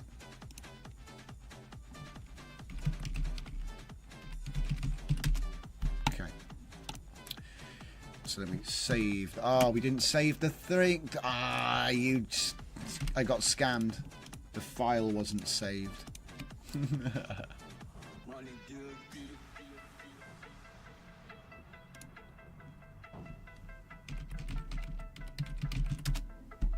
Okay. So then what I want to do is let's make this, you know, because I could go in and type them all out. I could do that.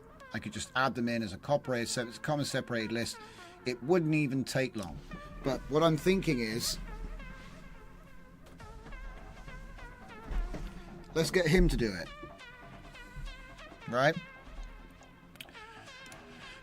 So let's just have a little conversation here. So what I'm probably going to say to him is... So we've got file names, right? We got Cockero, TTS, _v1.py. We've got voices.json. Okay. And then we have, what's the name of the thing where you choose it? So you've got voice, required voice. Is there not a list? Self voices. Okay. Okay, so let's see. I need to improve this file by adding the complete list of voices to the menu choice.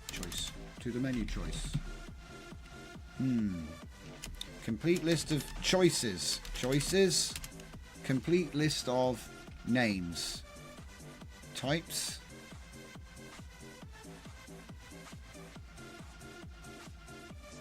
All English voices should work. Right, cool. I need to improves. I need to improve my custom node by adding the complete list of voices which are currently missing or incorrect. Okay, please refer to voices.json when extracting the full list of voice names to be added to the various comma-separated lists in this Python script. That might be good enough. I might get away with it. Never tell me the odds. I'm making that coffee.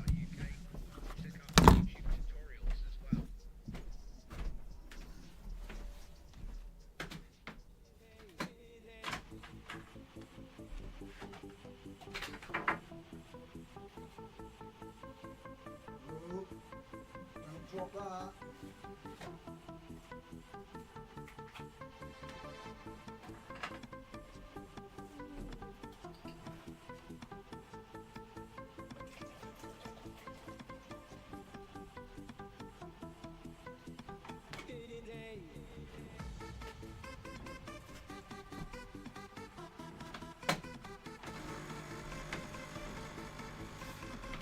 Oh ba-dee-dee, oh ba-dee-dee, oh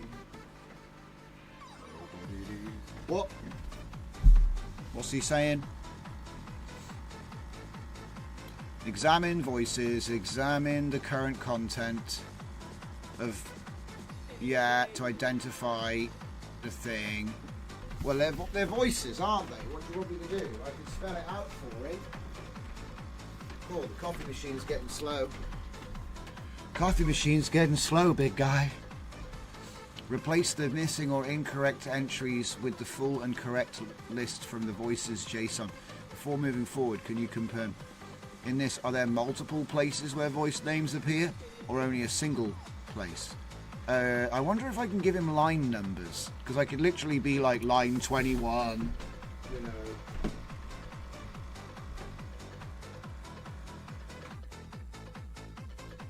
Never tried to give him line numbers.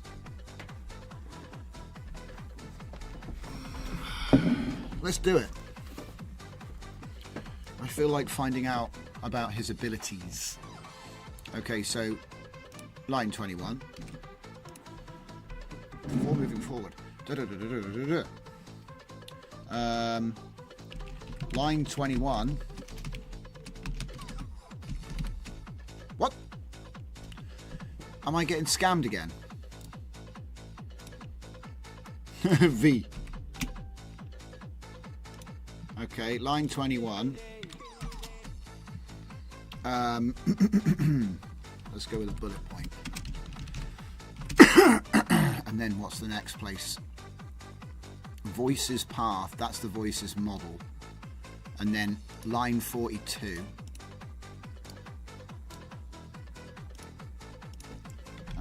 Line 42. I've never tried asking him to look for, you know, this line. I've never done that before, so this will be interesting. Does he talk about... Nope, that's it. Those are the two spots. Two places that the incorrect list is located. How's 03 compared to Sonnet so far? Really good, in fact. It one-shots a lot of stuff. This is something which I've been noticing. You know, I wrote a story with it. I made a bunch of prompt generation agents with it. Please confirm the structure of voices.json. Is it a simple JSON array of voices, or does it contain additional structure? Oh my God, you're such a whiner, GPT. He keeps coming back. All these questions, just do the job.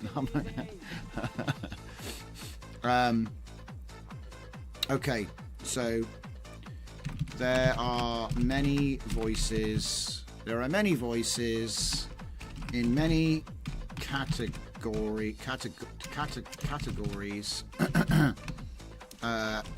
inside the JSON. What is it? The JSON structure. We are only interested in voices. For example, spoon feed him, man.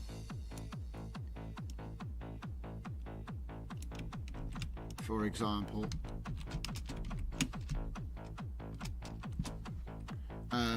all of these entries are valid for extraction into our nodes menu. There are more lists of voice names that should also be included. It's funny that I've got to spell this out for him because he figured it out on his own last time. But yeah, basically we've got a bunch of tasks that we make the different models do, and this is one of them. So making a ComfyUI node from a script. So in other words, I have a ComfyUI node that works. It's a Gradio though. Okay, so it's a Gradio. And so what we're doing, it's text in, audio out. So why not make a Comfy node, which is text in, audio out, which is what we've done. And it just has a few little problems, like it's missing voices. Look at this. Please confirm which keys or categories from voices.json should be aggregated. No, it's just the key, just the array key voices should be collected. It's just voices. I'm pretty sure if you look in it, it's just voices. And it's the same. There's a whole bunch of them, but it's just called voices. I think he's getting confused because there's voices inside voices. And so he's kind of losing his mind a little bit. He's like, what do you mean voices? I might just do it myself. We'll see. We'll see how we get on. Because he's going to say there are voices inside. In fact, I probably should have. I might have a little... Okay, so I'll say there are voices arrays. I'll say there are voices arrays that contain voices arrays. That's nice. Isn't that nice and easy for him? Don't you think? So there are voices arrays that contain voices arrays. But we only need the ones that only contain voice names. Yes. Surely that should be it. Let's see what he's going to do. Read the voices, extract the list. Process the JSON to extract it. Open the thing, locate the two problematic comma-separated lists. Replace the old list in both instances with the complete list extracted. I need to check what that actual code is to make sure he's not doing something dumb. Okay, so this should just be a... Is that really just a comma? Is it... Well, he's going to replace the comma-separated list. But it's not really. It's comma-separated in quotes. And the other one is the same. So it's not really a comma-separated list. There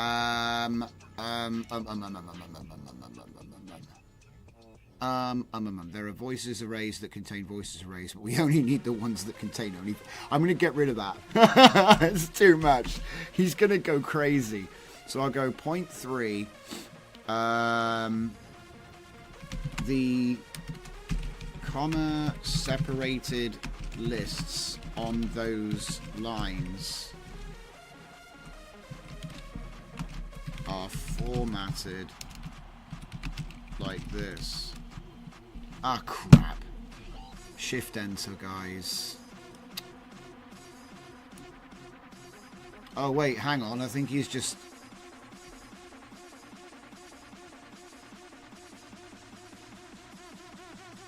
preserving the same formatting. Using double... This is the sort of thing... Look, the comma-separated lists on those lines are formatted like this. Forgets to tell him what I wanted to tell him, and then he figures out what I wanted to tell him anyway and says he's going to do it. All right, cool. Be right back. Crazy machine.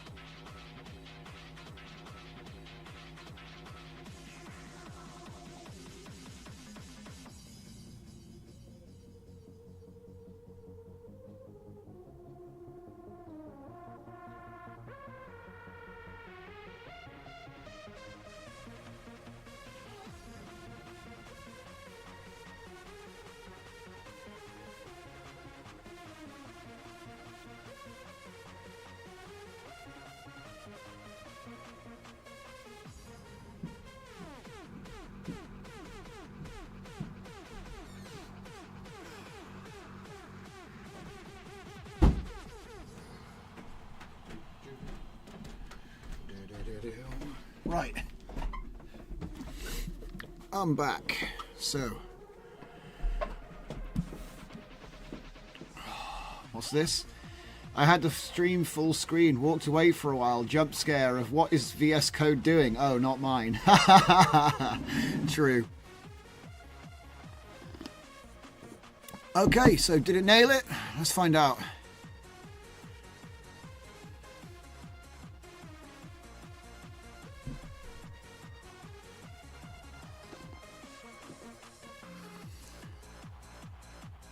That's the full list I've got. Okay. I mean, this looks nice. We have the full list of things. So we've saved it. Let's give it a refresh. And by the way, in case you're wondering, this is just the first node for Kokoro TTS, which literally is just a simple text in, voice out. Okay, no tricks. Yo, Clayton. Well, actually, sort of still wait. Yeah, basically, the thing that we built yesterday works fine. Good stuff. But what I want to do is I want to use it in ComfyUI. So what we've done is we've used O3 Mini to create the same code into a custom node. And I created it with my netbook, and we've got all the voices. Right, so let's go for AF Sky. And we'll say Q. Hopefully it doesn't break since the last time I used it. Synthesis done in 3 seconds. Hello world. Hello world. Hello world. Hello world. So let's just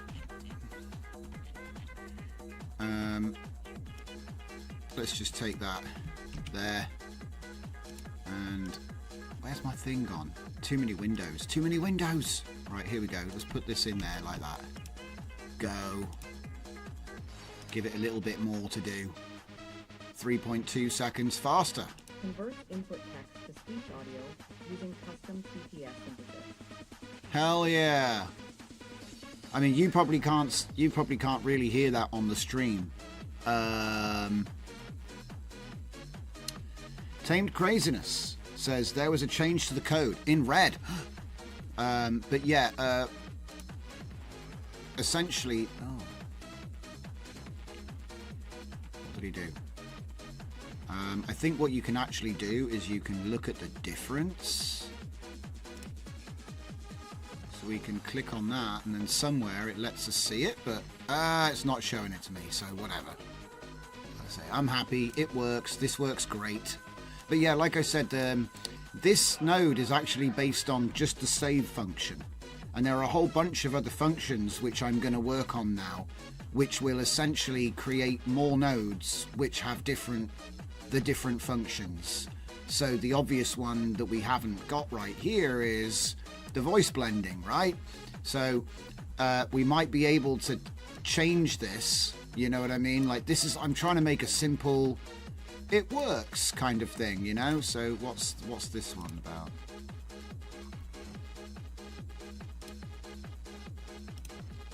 Converts input text to speech audio using custom TTS synthesis. Okay, what's this one? Converts input text to Oh, wait. speech audio using custom TTS synthesis. Yeah, you got to generate it. Converts input text to speech audio using custom TTS synthesis. I haven't even listened to them all yet. Converts input text to speech audio using custom TTS synthesis.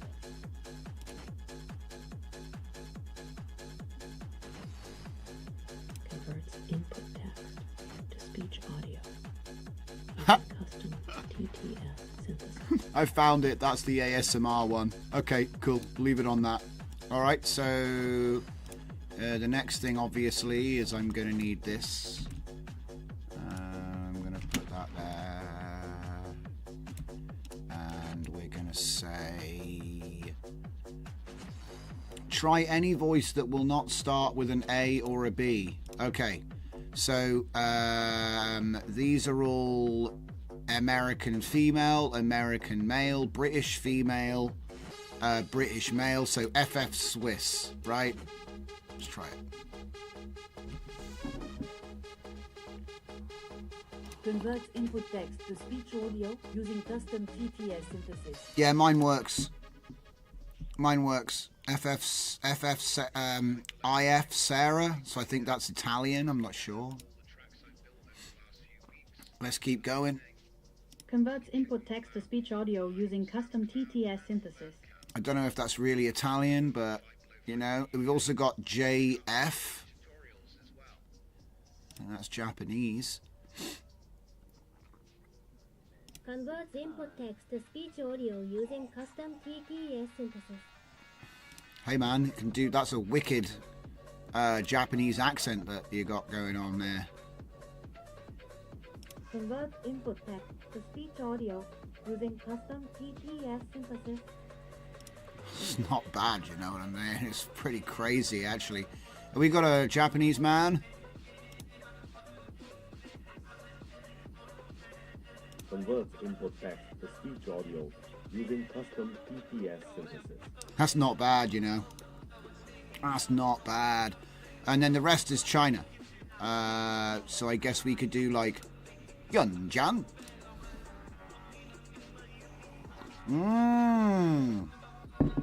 This one doesn't exist. So is this what you're talking about? Some of the Chinese ones don't exist. Let's find out. Okay, that one doesn't exist. Because I'll remove them from the list and then you can't access them. Ha ha ha ha. So, no Yun Yang. No Yun Yang. No Yun Yang. We got Zhao Yi.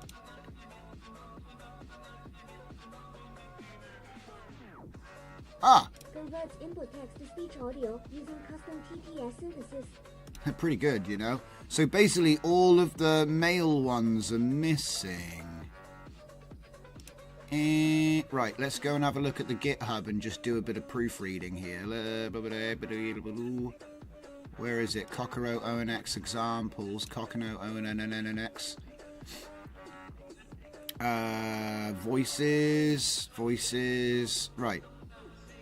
So, what's happened? ZF and ZM. So, ZF, right, I think... No. I gotta... Okay, that's annoying. Let's move it down here so we can get close to it, right? So, Zhao Yi. Zhao... Wait a minute. There's no Zhao Yi. Oh, wait, there is. ZF. And it's actually not Zhao Yi, it's Chao Yi. But whatever, I'm trying not to be silly. Chao Yi. So Chao Yi worked because it was female. So then you go to ZM Yunjian. And let's have a look. ZM Yunjian. So it is in the list. It's not a misprint. But I guarantee it didn't work. Yeah. Not found. Let's see about this in issues, because we can't be the only people that had that problem.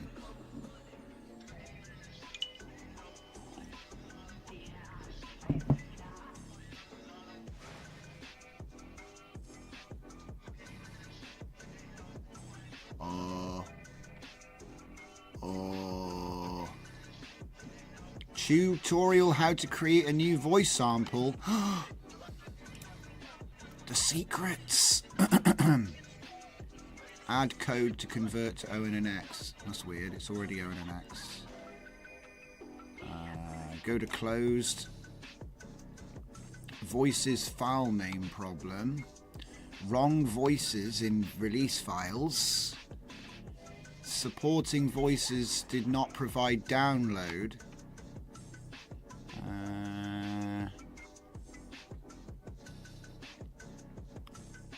Wrong voices in release files. So that might be part of it.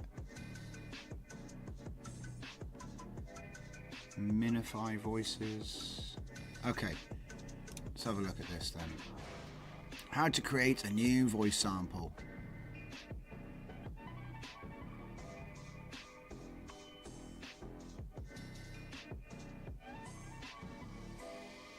Fetch voices.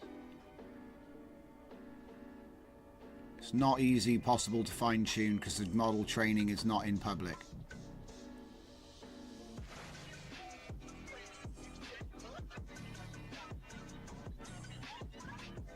What? Okay, right, I don't even know what that is. Let's skip.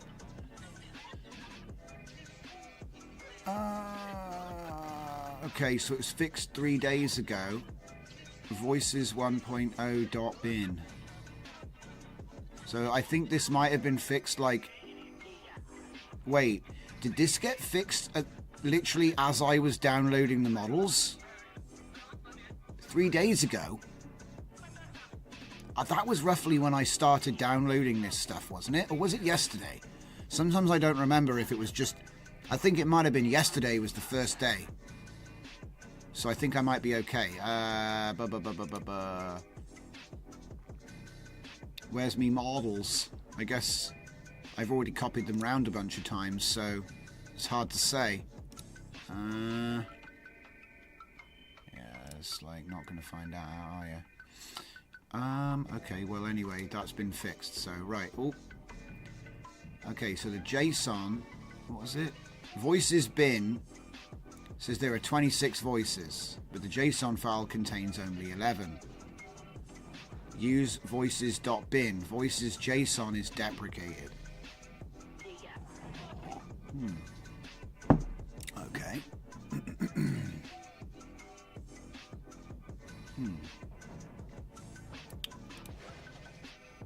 So there's all the voices. I think I've got all of them except for the Chinese male voices. So I think probably the easiest thing to do. Voices 1.0 is the one I tried for Spanish. Got epic fail achievement thanks to that. Electrolab says, if I updated DJZ nodes, will that give me Kokoro in the model, or do I need to get the model as well? Right. So what I've done for the Comfy, so the Gradio would download it all for you when you do the install. But the difference with this one is I've made it to be like Comfy friendly, right? So you put the models into Kokoro. Where is it? Okay, there. So ComfyUI models Kokoro, you put in Kokoro 1.0 ONNX and you put in voices 1.0 bin. I'm using the F32, but you can use a FP16 or whatever, just rename it to that and then it'll work. But saying that, this is why back in the custom node I created the JSON. So that means not that one, this one. So that means you can actually specify. So you can just come in here and edit. So say you've got a different file name, whatever, and it's set up to default to the ComfyUI model path. And then you've got like an install bat, and that's going to do the requirements. The requirements, it's literally just one thing, Kokoro ONNX, nice and easy. And there's only one node right now. You don't need voices.json. I'm thinking I'll remove the Chinese male voices, because I can always add them back if they ever fix it. But if they're broken, they're broken. There's no point. May as well just get rid of them. Just go like this. Because the rest of them worked okay. I think what I'll do is I'll just double check. You know what I mean? Just double check that the rest of them do work and just remove anything else which is like scuffed. Basically. So we'll save that. Get rid of that. So we don't need the backup works anymore because this is even better now. One more restart and then we can publish. I'm very happy with that. Very happy with that. Like I said, that was a big project. It's been going on for a while. Messing around with all this, trying to make it. And I appreciate, right? People are like, you know, you can just, because look, I guarantee if I just go in here and type Kokoro, there's going to be like a bunch of the usual suspects, right? Will have already done it. So what have we got? We got Benji, Stab Sap. He's a good one. I like him. And then another one here as well, Kokoro ONNX. So another one. So there's a bunch of people doing it. And look, JHJ Kokoro, there's another one. So these two, the ONNX ones, are more like what I've got. But wait a minute. Kokoro TTS. Oh, I see. It's going to conflict with Benji because it has the same exact bloody name. Aha. Right. We're going to solve that right now. We're solving that right now. I can't... If everyone's using the same bloody name. So guess what? It's going to be DJZ Kokoro TTS. How about that? Yeah, there's probably a program. There's probably loads of programs open using it right now. Let's just close this. Retry, retry, retry. Who else is you? Ah, it's this. Wait, no, it's not that. What's open? Ah, it's this. Well, hang on a minute. Okay, fine. I was like, you can't really say, well, you've got it open right now trying to rename it, so you're using it. Alright, give me back my VS Code. Okay, so now we've restarted it. What else is needed in here? So models, JSON, requirements, everything here is needed. It's very small, actually.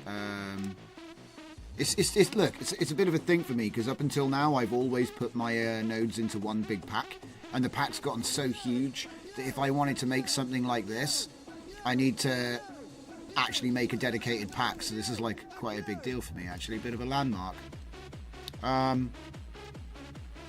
Alright, let's do the restart then.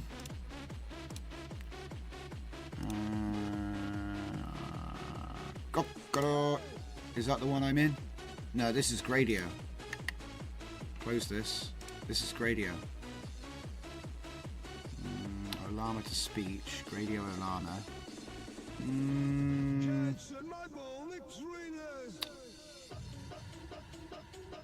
That's weird. Okay, so I've got to go and find it myself. You've always just got to go and do it manually every time. It's kind of nuts. Okay, so now it's... There we go. DJZ Kokoro. There we go. Boom. Boom. Yes, I trust me. Okay, cool. So... Whoop. Are we done? Are we done? I think we're done. And we're in? Alright. Converts input speech. Right, so let's copy that and then rebuild this because it's got a different list now. There we go. Right, so first of all, let's go check these voices. Converts input text to speech audio using custom TTS synthesis.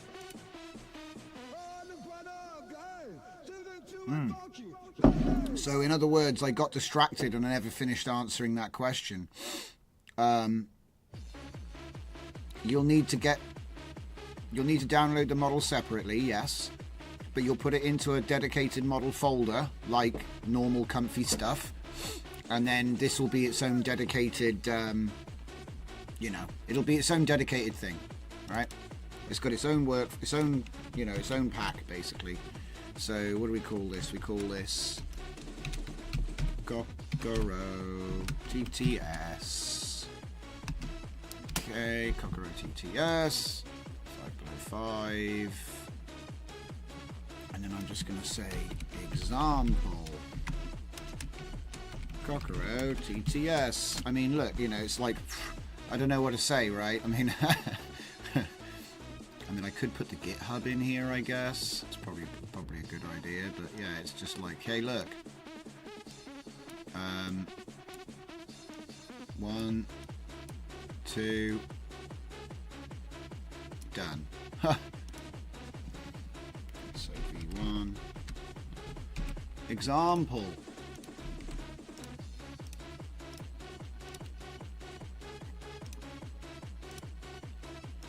And let's just grab that one, grab that example. This isn't the right... No, we're in the wrong place. We're in the wrong place! Damn it! There we go. Right. and I want to say new file example. There we go. Or we could say example workflow, just to make it really obvious. The only other thing is I need a README for this node. I need a README. So let's ask him to make that. That's one more thing he's good at. Plan. So I'm going to say, please write the readme.md format file for the instructions. Wait, hang on. That explains to the user how to install, how to use the node, what the options are, and where to put the two models required for this node to work. Explain how the install.bat works for Windows users. Windows, wait, no, portable Comfy UI users on Windows.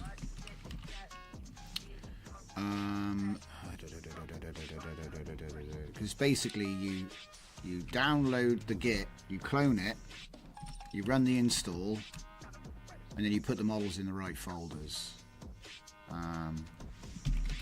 Models must be placed inside ComfyUI /models /cockero/ there we go.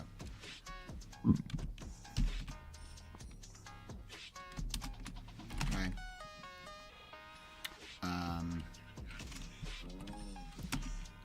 Defined in the JSON.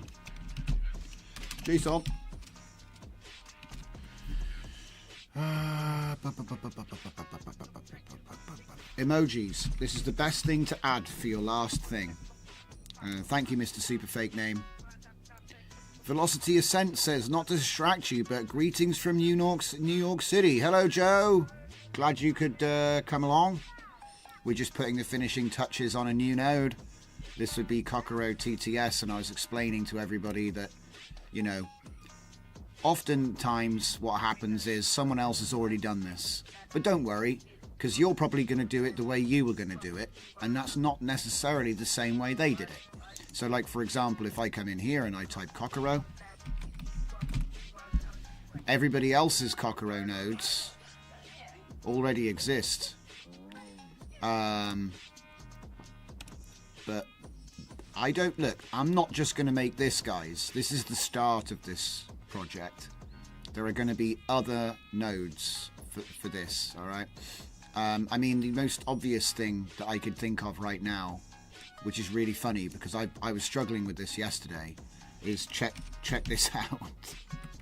So we go OLlama, OLlama generate advanced, yeah, and response. Oh yeah, true. We should probably go for like what you call it? Think. We'll go for a think seeker. So we'll go response, and then that is the thinking, and this is not thinking. So we'll put that in there. Okay. And then I'm going to change this one to be DeepSeek Q8 Llama Distill, and I'm going to say what is art, and let her rip.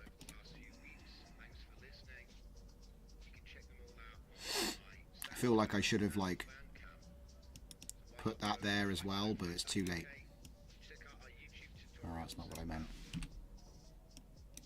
I meant that. So you have like, you have the think tag, and you have the what he said, and then it sends it to Cockero and speaks it in AF.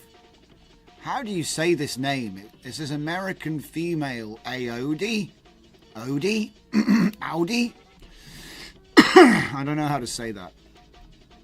Okay, so look at this. Oh boy, we got a whole bunch of stuff out of it. Oh my god. Oh my god. Are you serious? Holy crap. Wait, words count mismatch on 1300% of the lines. Uh-oh. I think I put too much text into it at once, guys. I probably should have put like a token limit on it somewhere. I don't know. Can you even do that? I don't think you even can. Okay, so I've officially blown up my cockero. Come back next Friday to see me blow up my cockero again. So yeah. It works, but you've got to be careful how much you put into it. I think I just typed like, yeah, oh my. So it took 97 seconds. I got 2 minutes and 29. Art is a multifaceted concept that encompasses a broad spectrum of human activities, serving various purposes and reflecting different cultural and historical contexts. Here are the key takeaways from exploring the definition of art. 1. Asterisk expression and communication. Asterisk expression, asterisk expression. Emotions, ideas that might be difficult to convey through words alone. It allows creators to communicate stories, beliefs, or feelings. 2. It's a FLAC file. Asterisk thing. Asterisk. I love how she's reading out asterisk for example. Asterisk example. I love it. / example asterisk. I love it. Beauty and purpose asterisk union asterisk union asterisk. Communicate ideas. The purpose can vary widely, from decorative... All right.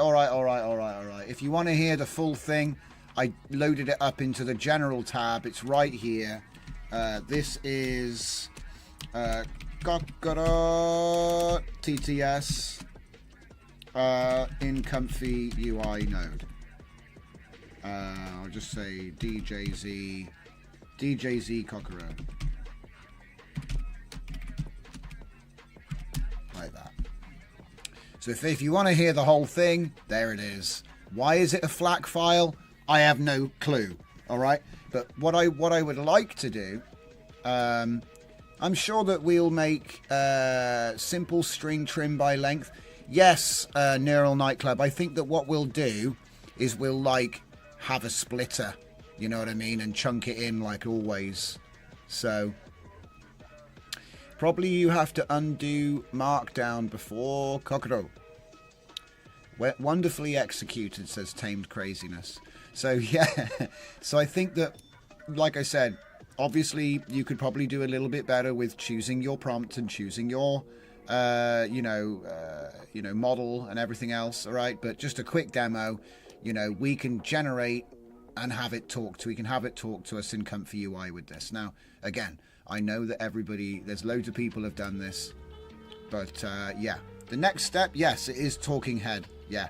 So what you'd do is you'd have your generated audio, and then we'd use, we'd use LTX to generate like a 10-second 720p video of like somebody talking, like I have, right? And then we hit it with this. And so even if it's not real time, it's so close, it's real time production, even if it's not live. You see what I mean? So, you'd be able to have a library of talking heads and then use latent sync to redub them with new lines that you make with the TTS. So then it would just be load video. So you'd load video of talking head, redub it, and push it out. So yeah, I think that's what we're looking at. Yeah, so look at this. I love the thinking. Okay, so I'm just trying to figure out what art really means. The user mentioned it's a form of human expression. I want to dig deeper into that.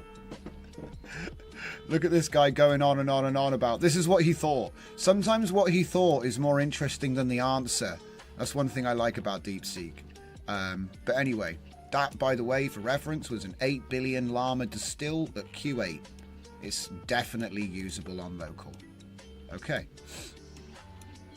Right, so we're starting to sort of scratch the surface from the Fabergé egg, and I'm sure that soon we'll be seeing diamonds, but for now we've reached the end of the night, so I'm going to just tie things up nicely here with a release.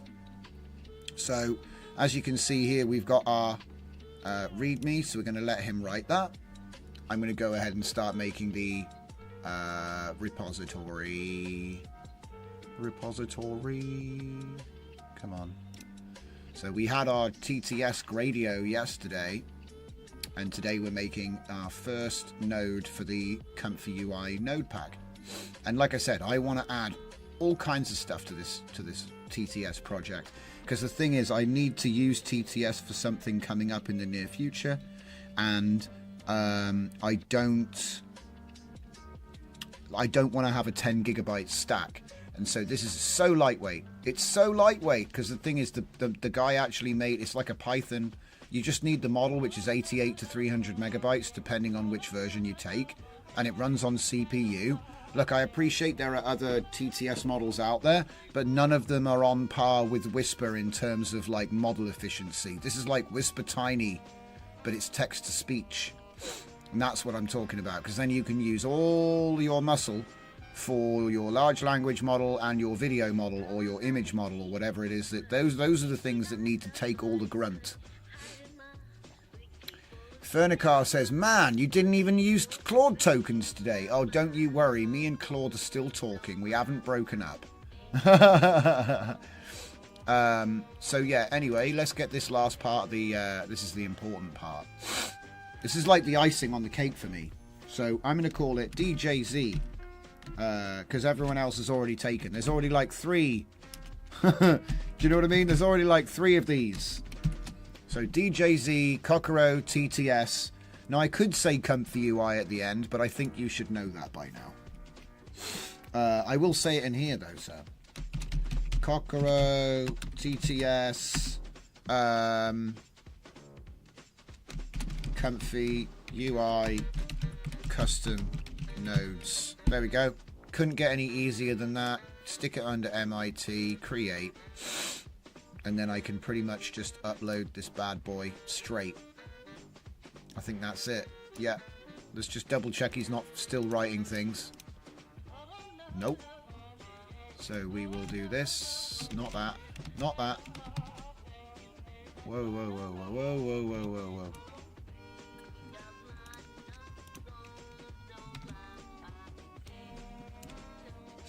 There we go. Beautiful, beautiful, beautiful. So there it is. Number 1.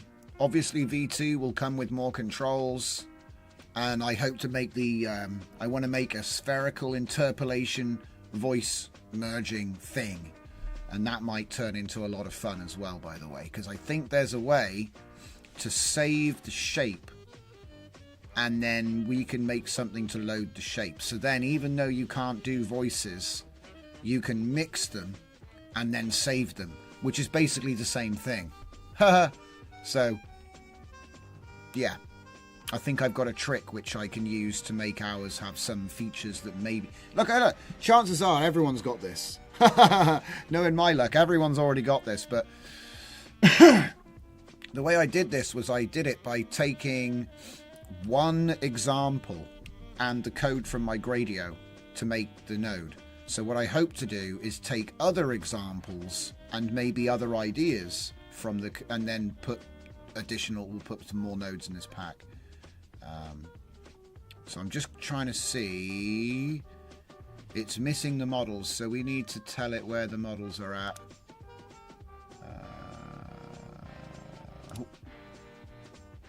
There. That's the ones that we want to take here. So what I'll do is I'll just link, I think I'll just link them. It's probably the most expedient way to do it. Just include it in the README file. See, it doesn't actually say where do you get the models from. Yeah. Model setup requires 2 models. There we go.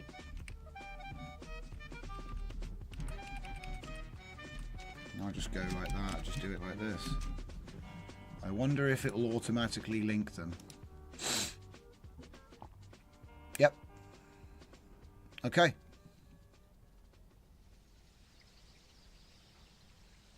And let's see. We've got an example workflow, so you can just pull that in. Okay, looks like I got a reason to register that new community node pack now, because I got this one to do as well. I'm gonna have to do them all, so we'll get that done tomorrow. Something to get done over the weekend, eh? So let's drop this link in the inside line. So for now, it's not registered with the ComfyUI manager, so that means you'll have to git clone it into your custom nodes or unzip it into your custom nodes and then run the install. Okay, there's an install batch file. Look at that. Gradio yesterday. Custom node today. Whatever next. Now available as a custom node. Alright. We did it. Oh, what's this? Velocity Ascent coming in with the answer. Audi is actually a name from Greek mythology meaning song or voice. She was one of the original 3 muses in the Greek myths associated with music and poetry. Ha! Huh. So actually that's like poignant. Thanks, Velocity. I appreciate that. I appreciate that. I love the. I'm a big fan of etymology, like the history of words and where the sounds come from and all this. I love it. Okay, so here it is, my Kokoro TTS node. I'm just going to put a space in there. Put a space in there. There we go. Right then, now we can, with this unlocked, we can move on to the next task. But that isn't happening tonight because it's 11:14. We've gone over time a little bit, but I think it was worth it because we got some stuff done. It was my pleasure to put this all together for you tonight.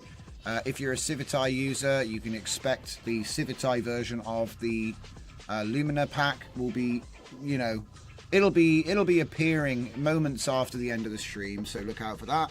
Otherwise, just use DJZ workflows because it's already in there. It's already in there. Just clone it. All right, guys. Thanks for watching. I'll see you tomorrow, 7 p.m. See you next time.